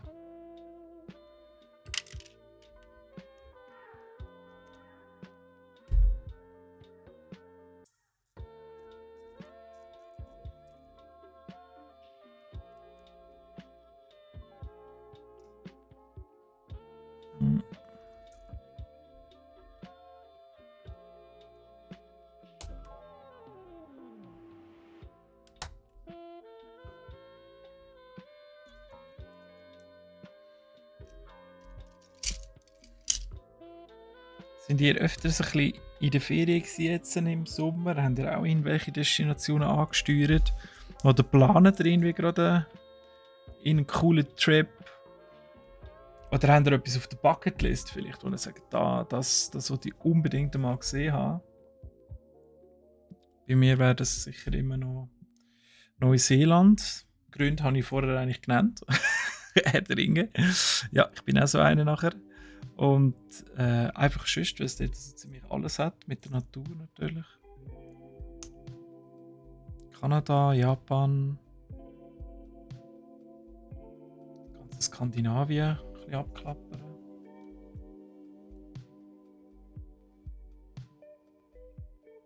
Ja, jetzt ist der Abschluss ein bisschen besser da. He?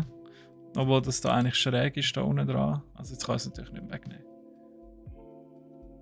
Aber jetzt ist wenigstens der Spalt dazu.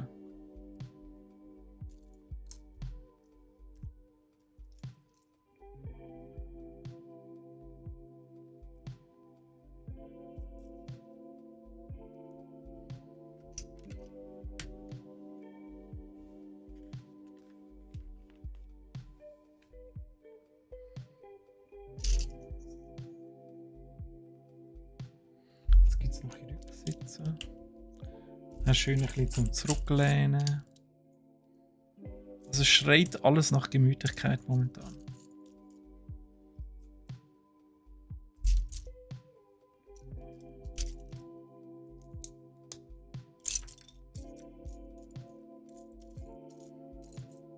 Wir haben uns übrigens auch recht Mühe gegeben, denen nicht völlig der Feissigkeit zu verfallen.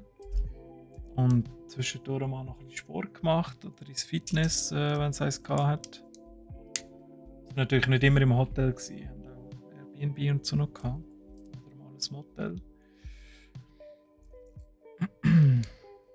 Ja, aber sonst auch eben nicht jeden Tag nur Burger und Pizza. Das sind ein bisschen gesündere Sachen. Und wo wir in Santa Barbara waren, das ist die absolute Krönung vom kulinarischen Höhenflug, den wir dort gerade hatten. Also, es war einfach A bis Z ganz geil und frisch. Und also ich habe mega viel mit so Fisch und Sachen gegessen, weil die Frau halt allergisch ist. Darum machen wir das daheim nicht wirklich. Also, sie ist mal nicht weg, dann mache ich für mich vielleicht mal was. Aber das ist halt nicht frisch aus dem Meer oder von nebendran. Und dort, das ist eine absolute Offenbarung ist das gewesen. Oh Scheiße, jetzt habe ich das zugemacht hier. Das hätte ich gar nicht sollen.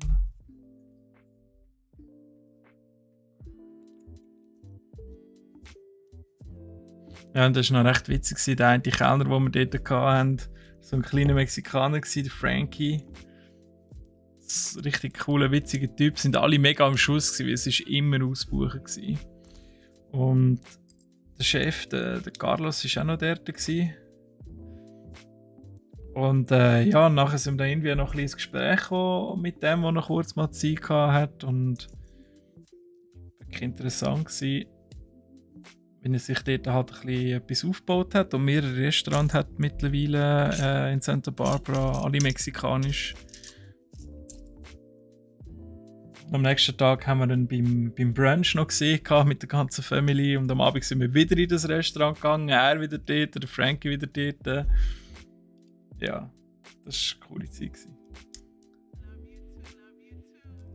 Coole Tage. So gut haben wir nachher wirklich nie mehr gegessen. Das sieht jetzt aber so aus, als müsste es da hinten so vielleicht Klemmen noch haben.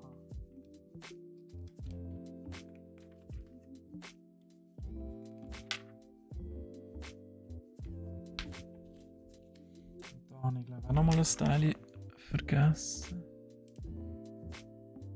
So eine Abdeckung.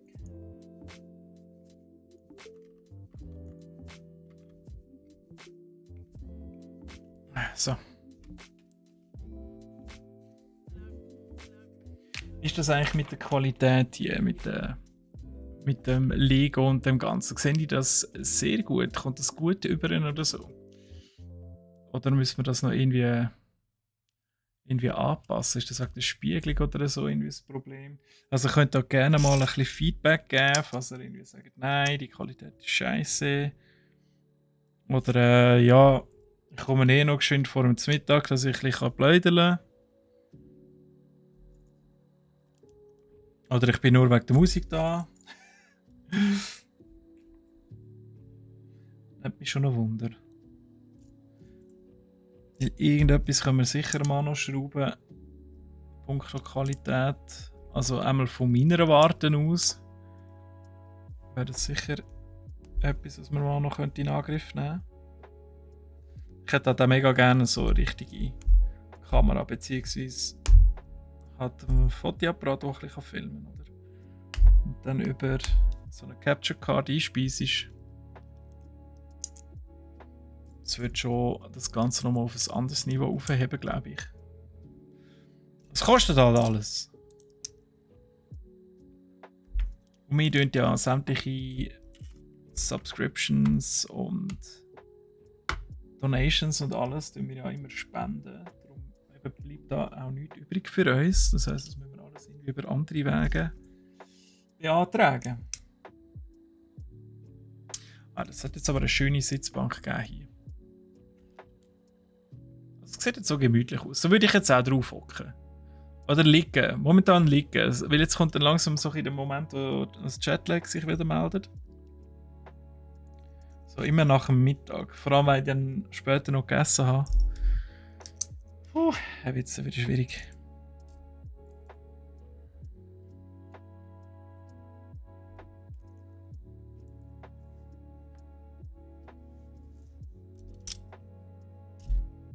Noch das Fenster? Wir machen mal noch das Fenster, okay. Okay.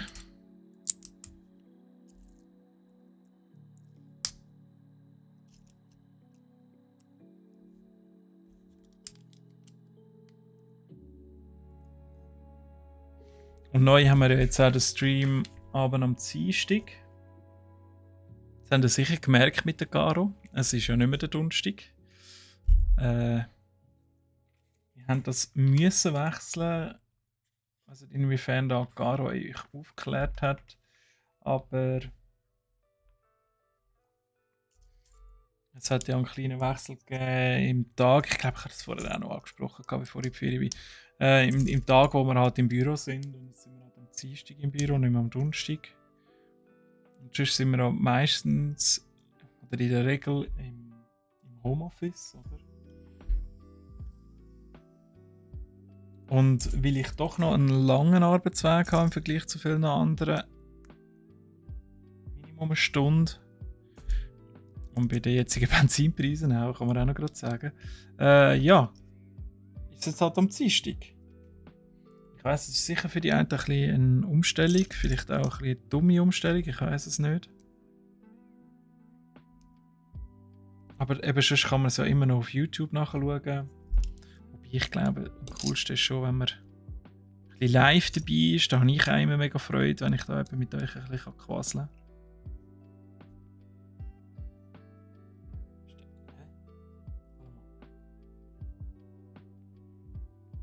Nein, so rum war es. Ja.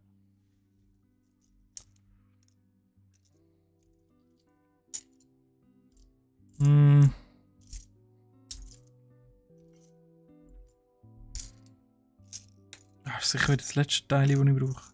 Das Telefon? Gibt es noch das Telefon? Cool. Das ist eine richtige Premium Bugatti-Ausstattung hier.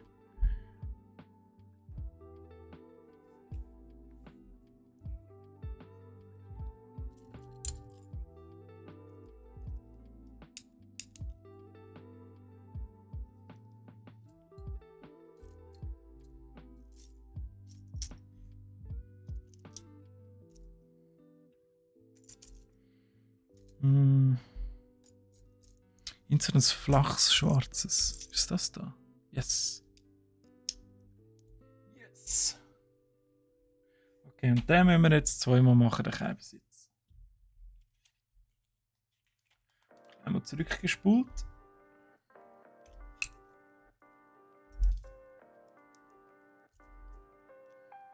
Ledersitze sind auch nicht mehr so im Mode, hä? Also sonst ist das immer so voll so das Premium-Merkmal gewesen. Das ist vielleicht auch immer noch bei gewissen, aber also im Sommer willst du einfach kein Leder haben. Du klebst einfach mit dem Allerwertesten dort auf dem Leder und es atmet halt auch nicht. Und du bist einfach in dieser Suppe und das ist voll unangenehm. Da habe ich lieber da die neuartigen Mikrotextilfaser, die es da gibt.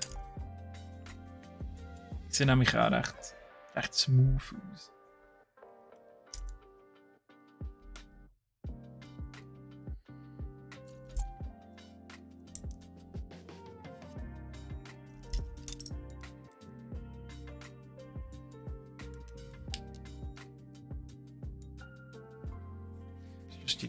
Also jetzt komme ich schon wieder auf den Herbst, aber immer wenn es Herbst wird, habe ich also Lust, nur noch so, eben so gemütliche Games oder nostalgische Games zu zocken.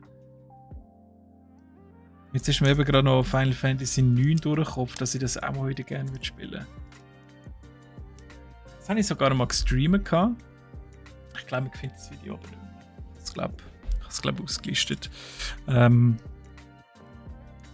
Ja, also es ist auf Englisch. Aber das war lustig. Das Final Fantasy 9 ist mein absoluter Lieblingsteil. Was ist so für die Final Fantasy gespielt haben, was ist euer Lieblingsteil? Also früher ist immer gebasht worden, oder? Das 7 ist besser wie das 8, das 8 ist besser wie das 9. Und dann nachher ist dann einmal das 10 gekommen und dann hat sie gesagt, ja, das 10 ist das Beste. Und dann, ja, über das 11 redet niemand. Und das 12, über das redet auch niemand. Das 13 war wieder ein grosses Thema. 14 immer noch. 15 war der Hype auch schnell durch. Oder? Also das war ja so lange angekündigt. Und dann hätte es ja noch 2 Teile daraus geben. Ich glaube noch Final Fantasy 15, Final Fantasy 15 Versus oder so hat das geheißen. Ich glaube mit 2 verschiedenen Hauptcharakteren. Und dann haben sie es nachher nochmal revidiert und dann ist es etwas ganz anderes plötzlich geworden. Mehr oder weniger der Hauptcharakter war so, glaube ich, immer der gleiche gewesen, der Schwarze.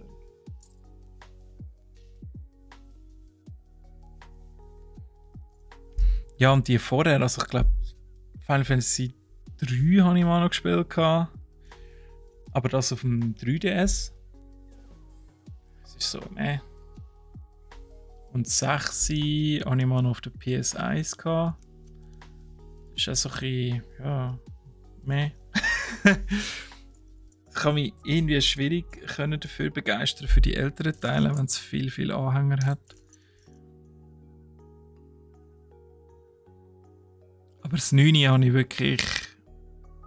Das habe ich einfach mehrmals durchgezockt. Hat auch, finde ich, der geilste Boss-Soundtrack mit dem Transkuya Battle. The Dark Messenger heisst das. Könnt ihr mal schauen. Auf YouTube gibt es auch die, die gerne Metal haben. The Dark Messenger, Metal Cover oder so schauen. Das geht in der Regel richtig ab.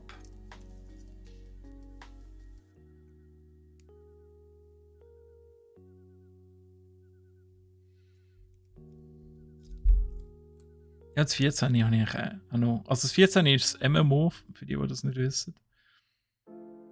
Also ich habe es erst nach dem Relaunch habe ich es gespielt, also Realm Reborn.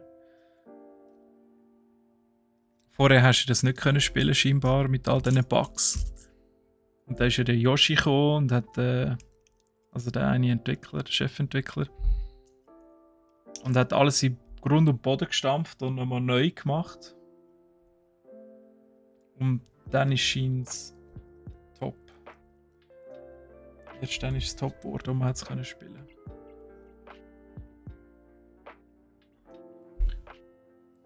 So. Okay. Die müssen ganz außen sein. Nicht nachts, aber ganz außen.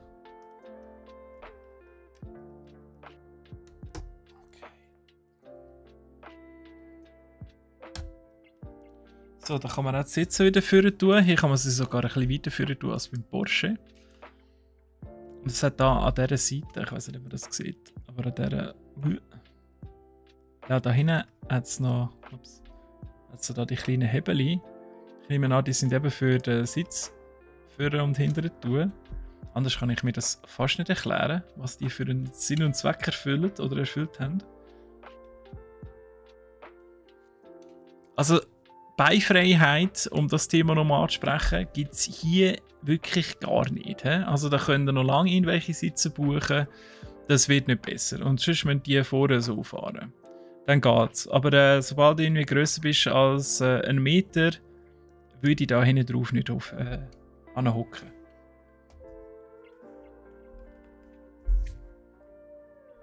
Das lässt sämtlichen Komfort vermissen.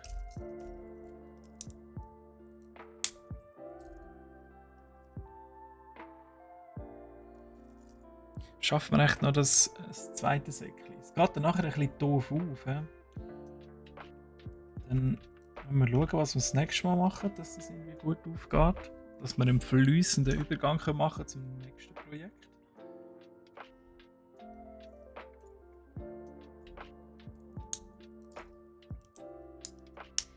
Wir haben auch ein mega cooles neues Projekt. Das ist allerdings noch auf dem Weg.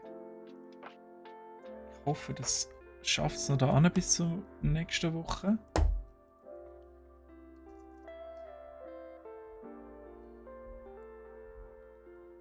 Es wird eine richtig coole Thematik haben. Also ich sage so viel, es ist wieder im Gaming-Bereich angesiedelt. Wir werden mal nicht mehr ein Auto zusammenbauen, sondern etwas im Gaming-Bereich.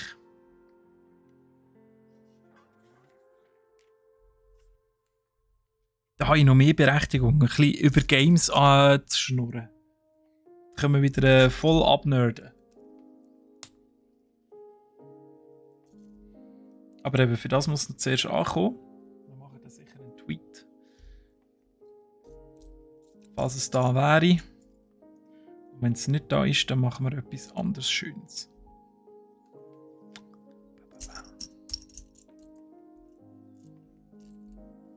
Aber bis jetzt macht er Spass, der Fiat 500. Er macht sicher nicht so viel Spass wie der Porsche. Nicht einfach nur wegen der Marke, sondern rein vom Aufbau her, wie alles ein bisschen zusammenspielt. Und er ist halt ein bisschen komplexer. Es sind eine völlig eine andere Anzahl Teile auch. Von dem her hat es mir jetzt noch ein bisschen mehr Spass gemacht, den Porsche, was war es, 911 Turbo zusammenzubauen. Das war ja auch von Lego Creators gewesen.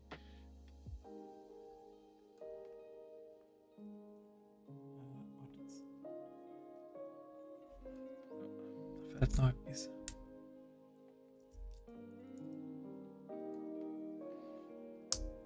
Da fehlt noch etwas.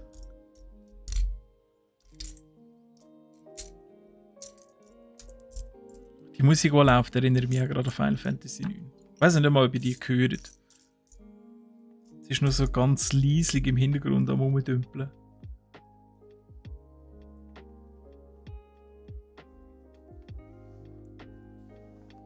Und da kommt noch etwas drunter. Das habe ich voll verpasst. Hey. Ah, da kommen noch die. Ah, da sind noch schwarze drunter. Ja, also ich habe wirklich einiges verpasst, da noch reinzubauen. So. Nochmal ein graues. Da. Zack. Jetzt ist besser.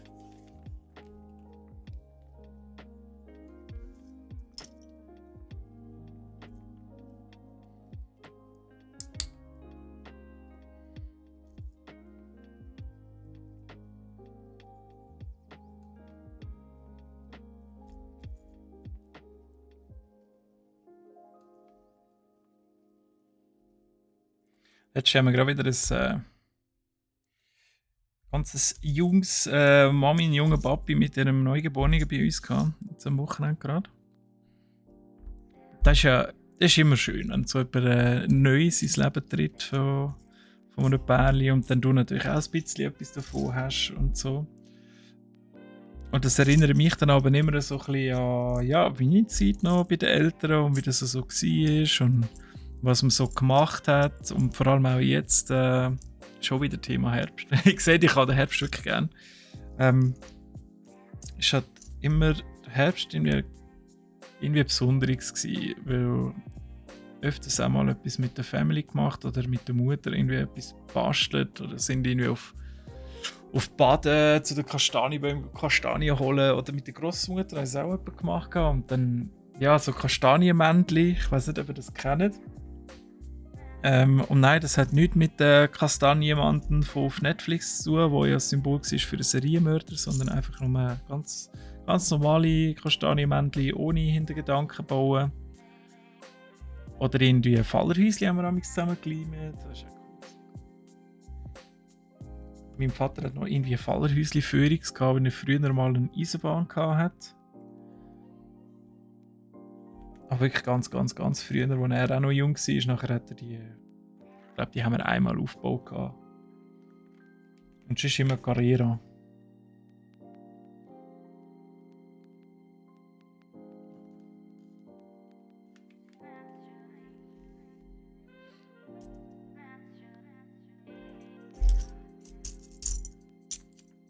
Hat sich ein bisschen basteln und kreativ sein, ist jetzt wirklich die Zeit dazu. Also wenn ihr euch an eure Kindheit zurückerinnert, welche guten, schöne Erinnerungen habt ihr an Herbst? Was ihr gerne gemacht habt, sei es mit Freunden oder Familie? Oder sind ihr auch rausgegangen, Kastanien sammeln und haben die zusammengemacht zu so Figürchen? Also, da bin ich sicher nicht der Einzige gewesen. Das hat man ja auch im Kindergarten und so ein bisschen gemacht.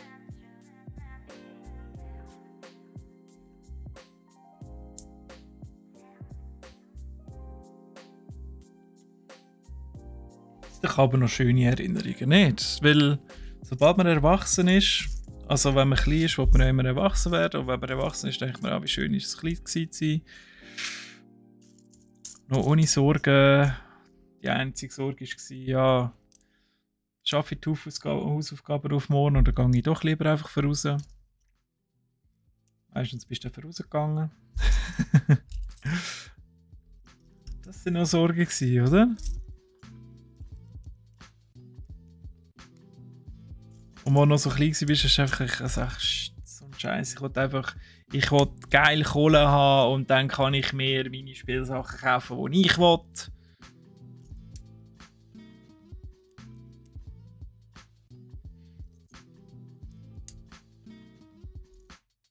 Ja, aber dann hast du dann plötzlich gemerkt, wo du gross geworden bist, ja, Geld hast schon, aber du musst eben auch viel abgeben und kannst trotzdem nicht das ganze Geld für deine Spielsachen verbraten. Das war schon ein enttäuschter Moment, wo du das realisiert hast. Je länger, je mehr musst du abgeben.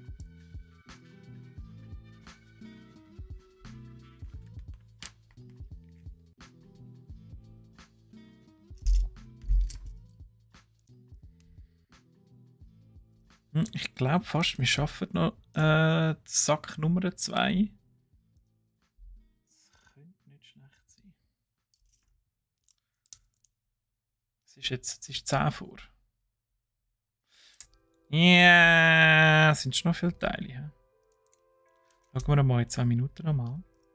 Sonst müssen wir noch das Bier ein bisschen überziehen. Ich habe wirklich noch nicht auf den Streamingplan geschaut. Ist noch jemand rum, der beim Troy Abend im Stream ist? Ich habe nämlich seinen Satisfactory Stream verpasst.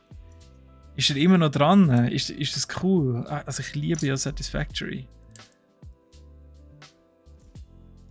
Ich glaube, da muss ich wirklich mal reinschauen beim Troy, wie das so aussieht.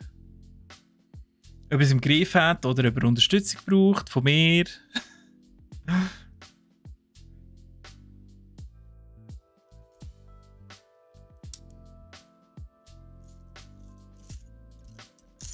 Also Troy, falls du es hörst, ich habe es im Griff. Ist ja doch eine rechte Ladung, die da auf einen herabrasselt, wenn man anfängt mit Satisfactory. Für die das schon mal gespielt haben. Für die nicht wissen, was das ist so ein Factory Building Game, also ein Spiel, wo man halt eine Fabrik aufbaut, wo dann eigentlich möglichst alles automatisieren an Ressourcen, wo man sammelt, verarbeitet und weiterverarbeitet auch. Das ist halt sehr befriedigend, wenn das einfach so automatisch über das Laufband hineinläuft und dann irgendwo in den Schmelzer umgeschmolzen wird und dann rauskommt aufs Laufband und in den nächsten Verarbeiter reingeht und so. Das ist schon cool.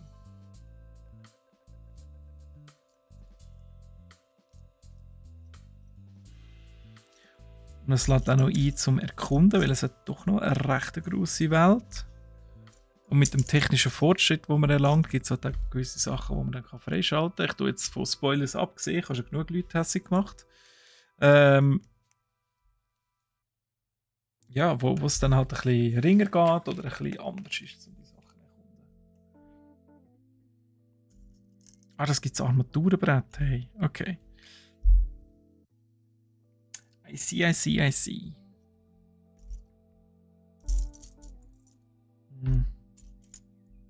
Also wenn ich Teile nicht finde, geht es natürlich auch nicht vorwärts. So, jetzt gibt es den ersten Kleber. Und zwar,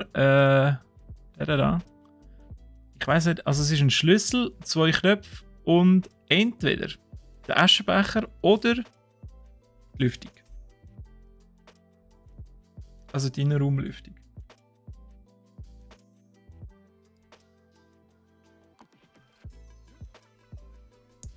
So, immer schauen, dass es schön gerade drauf kommt, sonst muss ich mir selber einen Klapp geben. Scheiße, ich habe das falsche Teil. Nein, das ist das mit den Noppen unten dran. Nein! Oh Gott. Nein, ich kann das Klebe wieder abziehen. Absolute Horror. Nein, jetzt habe ich es wieder angedrückt. Komm jetzt weg. Nochmal gerettet. Oh, so dämlich. Jetzt einfach noch genau anschauen. Und verkehrt rum habe ich es auch noch. Ja, bravo. Dann hätte ich es so oder so nochmal wegnehmen müssen. Ja, jetzt sieht man leider einen winzigen Hick, den ich es weg haben müssen. Ja, schau jetzt, Lordplay. Willkommen. Lange nicht gelesen. Ja, was ist denn? Was? Warum das heute ist? Also Also ich bin mir fast sicher, ich habe es angedeutet, bevor ich in die Flitterwoche bin. Aber wir haben jetzt immer am Dienstag. Weil wir haben neu unseren Bürotag am Dienstag. Wir haben das Ganze ein bisschen umdisponieren. Sorry für den, ich weiss, so ein bisschen unangenehm, wenn man sich dann ein bisschen festlegt auf gewisse Tage mit gewissem Content, wo man dann und dann schaut. Aber das Ganze findet jetzt jeweils am Dienstag statt, nicht mehr am Donnerstag. Also so wie es auch jetzt in den letzten 3 Wochen war mit der Caro. Ausser sie hat mich angelogen und hat am Donnerstag gestreamt. Aber darum habe ich jetzt das natürlich auch so übernommen, weil ich gehöre ja zu ihrem Team, dementsprechend bin ich auch am Dienstag rum. So einfach ist das. Und da bin ich euch natürlich mega dankbar, wenn ich da ein bisschen Kulanz zeige, ein bisschen Verständnis entgegenbringe, für dass wir jetzt nochmal haben müssen umdisponieren. Es hat ja auch schon abends ein bisschen Verschiebungen mit der Zeit und so schon gegeben. Ja, das ist halt, wir sind leider keine Vollzeit-Streamer, Vollzeit-YouTuber, wie wir das alle gerne wären, sondern wir haben auch noch einen Job. Also das ist ja auch ein Job, das gehört zum Job, aber es hat da gewisse Sachen, die aber halt höhere Priorität haben. Und da kann es selten halt eben mal zu so Verschiebungen kommen. Das wird jetzt aber die letzte Verschiebung sein, das kann ich euch schon mal versprechen. Es wird wirklich immer am Dienstag sein jetzt. Bei dem bleibt es jetzt auch.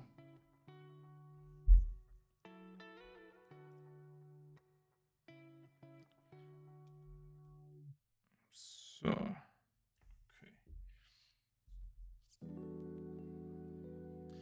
Ah, Lope, du hast immer auf den Donnerstag gewartet. Oder dass ich wieder zurück aus der Ferien komme. Hä?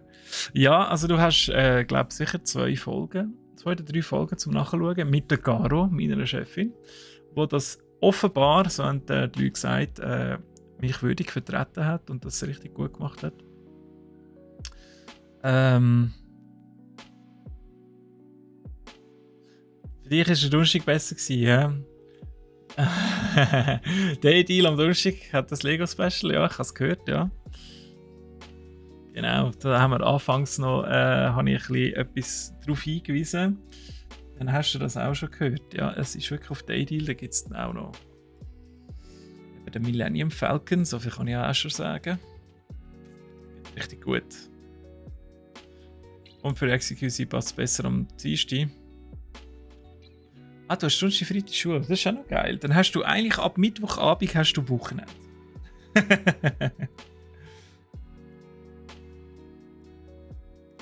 Kann man schon so sagen, oder? Doch, doch. Es ist Wochenende.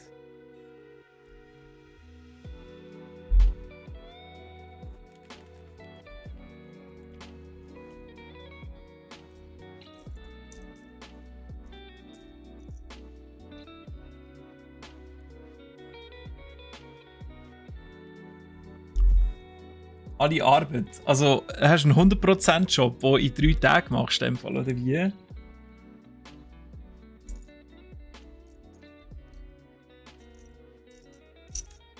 Kann man auch machen. Also, das heisst, du schaffst, keine Ahnung, 14 Stunden. 14 Stunden, Montag, Dienstag, Mittwoch, hast deine 100%. Und dann nachher 2 Tage Schule. Wochenende lernen. Kann man machen. Warum auch nicht? Wenn das stimmt für dich, ist das völlig legitim. Ich brauche ihn so als Verbindungsteil und es hat... Ah doch, da ist es. Das habe ich schon beschweren.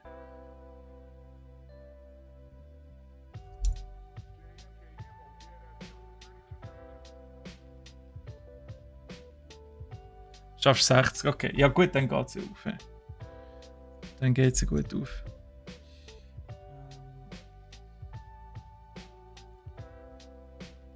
Morgen am 9 Uhr bis am Abend am 9 Uhr. Jesus Gott. So lange Schule. Was machst du für eine Schule, wenn ich da frage? Das ist ja brutal, hey.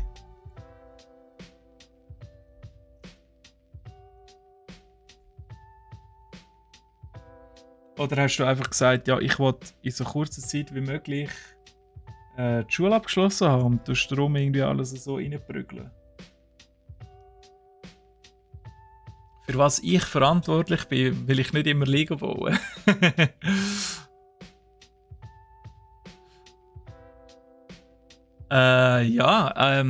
Also ich bin bei brack.ch Produktmanager. Das heisst, ich bin für einen Teil vom Sortiment verantwortlich. Mein Teil ist also die ganze Sammelkarte, die ganzen TCGs, Brettspiele, Kartenspiele, Pen and Paper, Tabletop, mit Ausnahme von Warhammer. Dann viele kleine Kinderspielsachen, Actionfiguren. Neu wird auch noch Kleinbausteine dazukommen. Wer hätte das gedacht? Und ja, was ist noch? Ja, so Outdoor-Spielwaren und so. Und ich schaue dann eigentlich den lieblangen Tag im PC rein und dann entscheide, welche Sachen das wir aufnehmen. Wenn es größere Sachen, also Mengen sind, dann muss ich natürlich auch mit oben nachher noch schauen, ob man das überhaupt könnte und das drin liegt und das Sinn macht. Dann aber ein bisschen rechnen und so.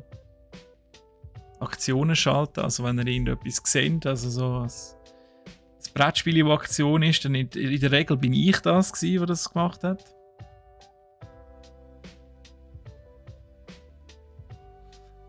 Und XQC macht den Bachelor in Cybersecurity an der HSLU. Geil! Etwas für die Zukunft. Einer, der etwas studiert hat. Das ist ja genial. Ich glaube, also mein bester Kollege wird nächstes Jahr auch noch Cybersecurity machen. Ich weiss nicht, ob er dann auch auf Luzern muss. Kann man das noch jemand anders studieren? Aber das ist sicher, nachher den Job, den du dann kannst machen, ist sicher hochinteressant. Mal davon abgesehen, dass es super bezahlt ist. Ja. Der geile Scheiß, ja, richtig sagst du, Slowplay. Ja, all den geilen Scheiß darf ich machen. All den geilen Scheiß. Ach so. Kann man das auch noch so verstellen? So, jetzt haben wir aber schon eins und ich habe doch noch recht viele Teile. Darum würde ich sagen, jetzt mit dem Steuerrad, das wir montiert haben, auch wenn der Lowplay jetzt gerade gekommen ist und es mir ein bisschen leid tut, dass wir gleich schon fertig machen für heute. Und dann ist es vielleicht gar nicht schlecht aufteilt. Mit nächstes Mal das noch fertig machen und, falls noch Zeit übrig ist, ins nächste Projekt stürzen. Ich glaube, wir werden sicher noch Zeit haben, weil nächste Woche habe ich nicht mehr so viel zu erzählen über, über Amerika und Swiss und Flitterwoche im Allgemeinen und so.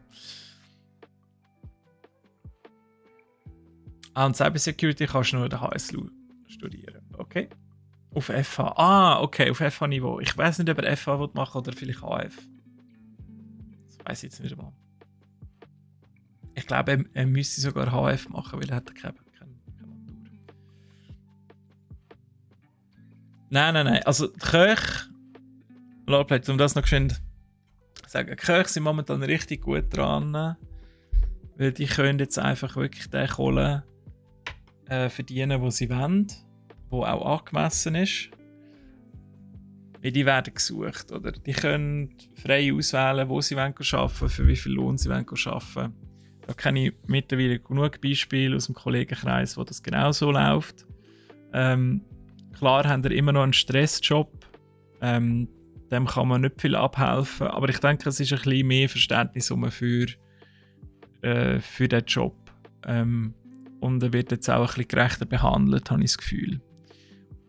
Und es gibt natürlich auch jetzt bessere Möglichkeiten, um einen Job auszuüben mit mehr Verantwortung und so, weil einfach so viel abgesprungen sind. Und richtig vorwärts zu machen. Und da musst du auch nicht immer in der Küche stehen, sondern kannst auch mal irgendwie eine betreuende Funktion einnehmen oder sowas in die Richtung. Mr. Fish? Nein, Lorbeer, ich weiss, du bist jetzt gerade gekommen, aber ich mache wirklich nicht noch länger. Also ich kann jetzt, Ich habe gedacht, ich tue noch ein bisschen überziehen, aber es würde jetzt noch ein bisschen zu lang gehen, um das alles noch zusammenzubauen. Aber du kannst den ersten Teil natürlich nachher auf YouTube nachschauen. Doch, nein, da kannst du so lange täubeln. Ganz zu Medien haben viel zu wenig Leute. Ja, dort verdienst du natürlich auch nicht schlecht, wenn du ein bisschen bleibst. Hast nicht viel Ausgaben. Ja, Lordplay, du darfst gerne da zu uns ins Streaming-Studio kommen und noch ein bisschen für mich fertig klötzeln. Aber wenn du in den nächsten 2 Minuten nicht da bist, dann machen wir fertig. Okay, gut. Wo ist es? Ja, wenn du das nicht weißt, dann kann dir auch nicht helfen, oder? Das kann ich nicht sagen, weißt du, es kommen die ganzen Groupies und so reingestürmt und nein, wir haben die letztes Mal schon rausscheuchen und das ist eine richtige Qual mit diesen Groupies hier. Ja.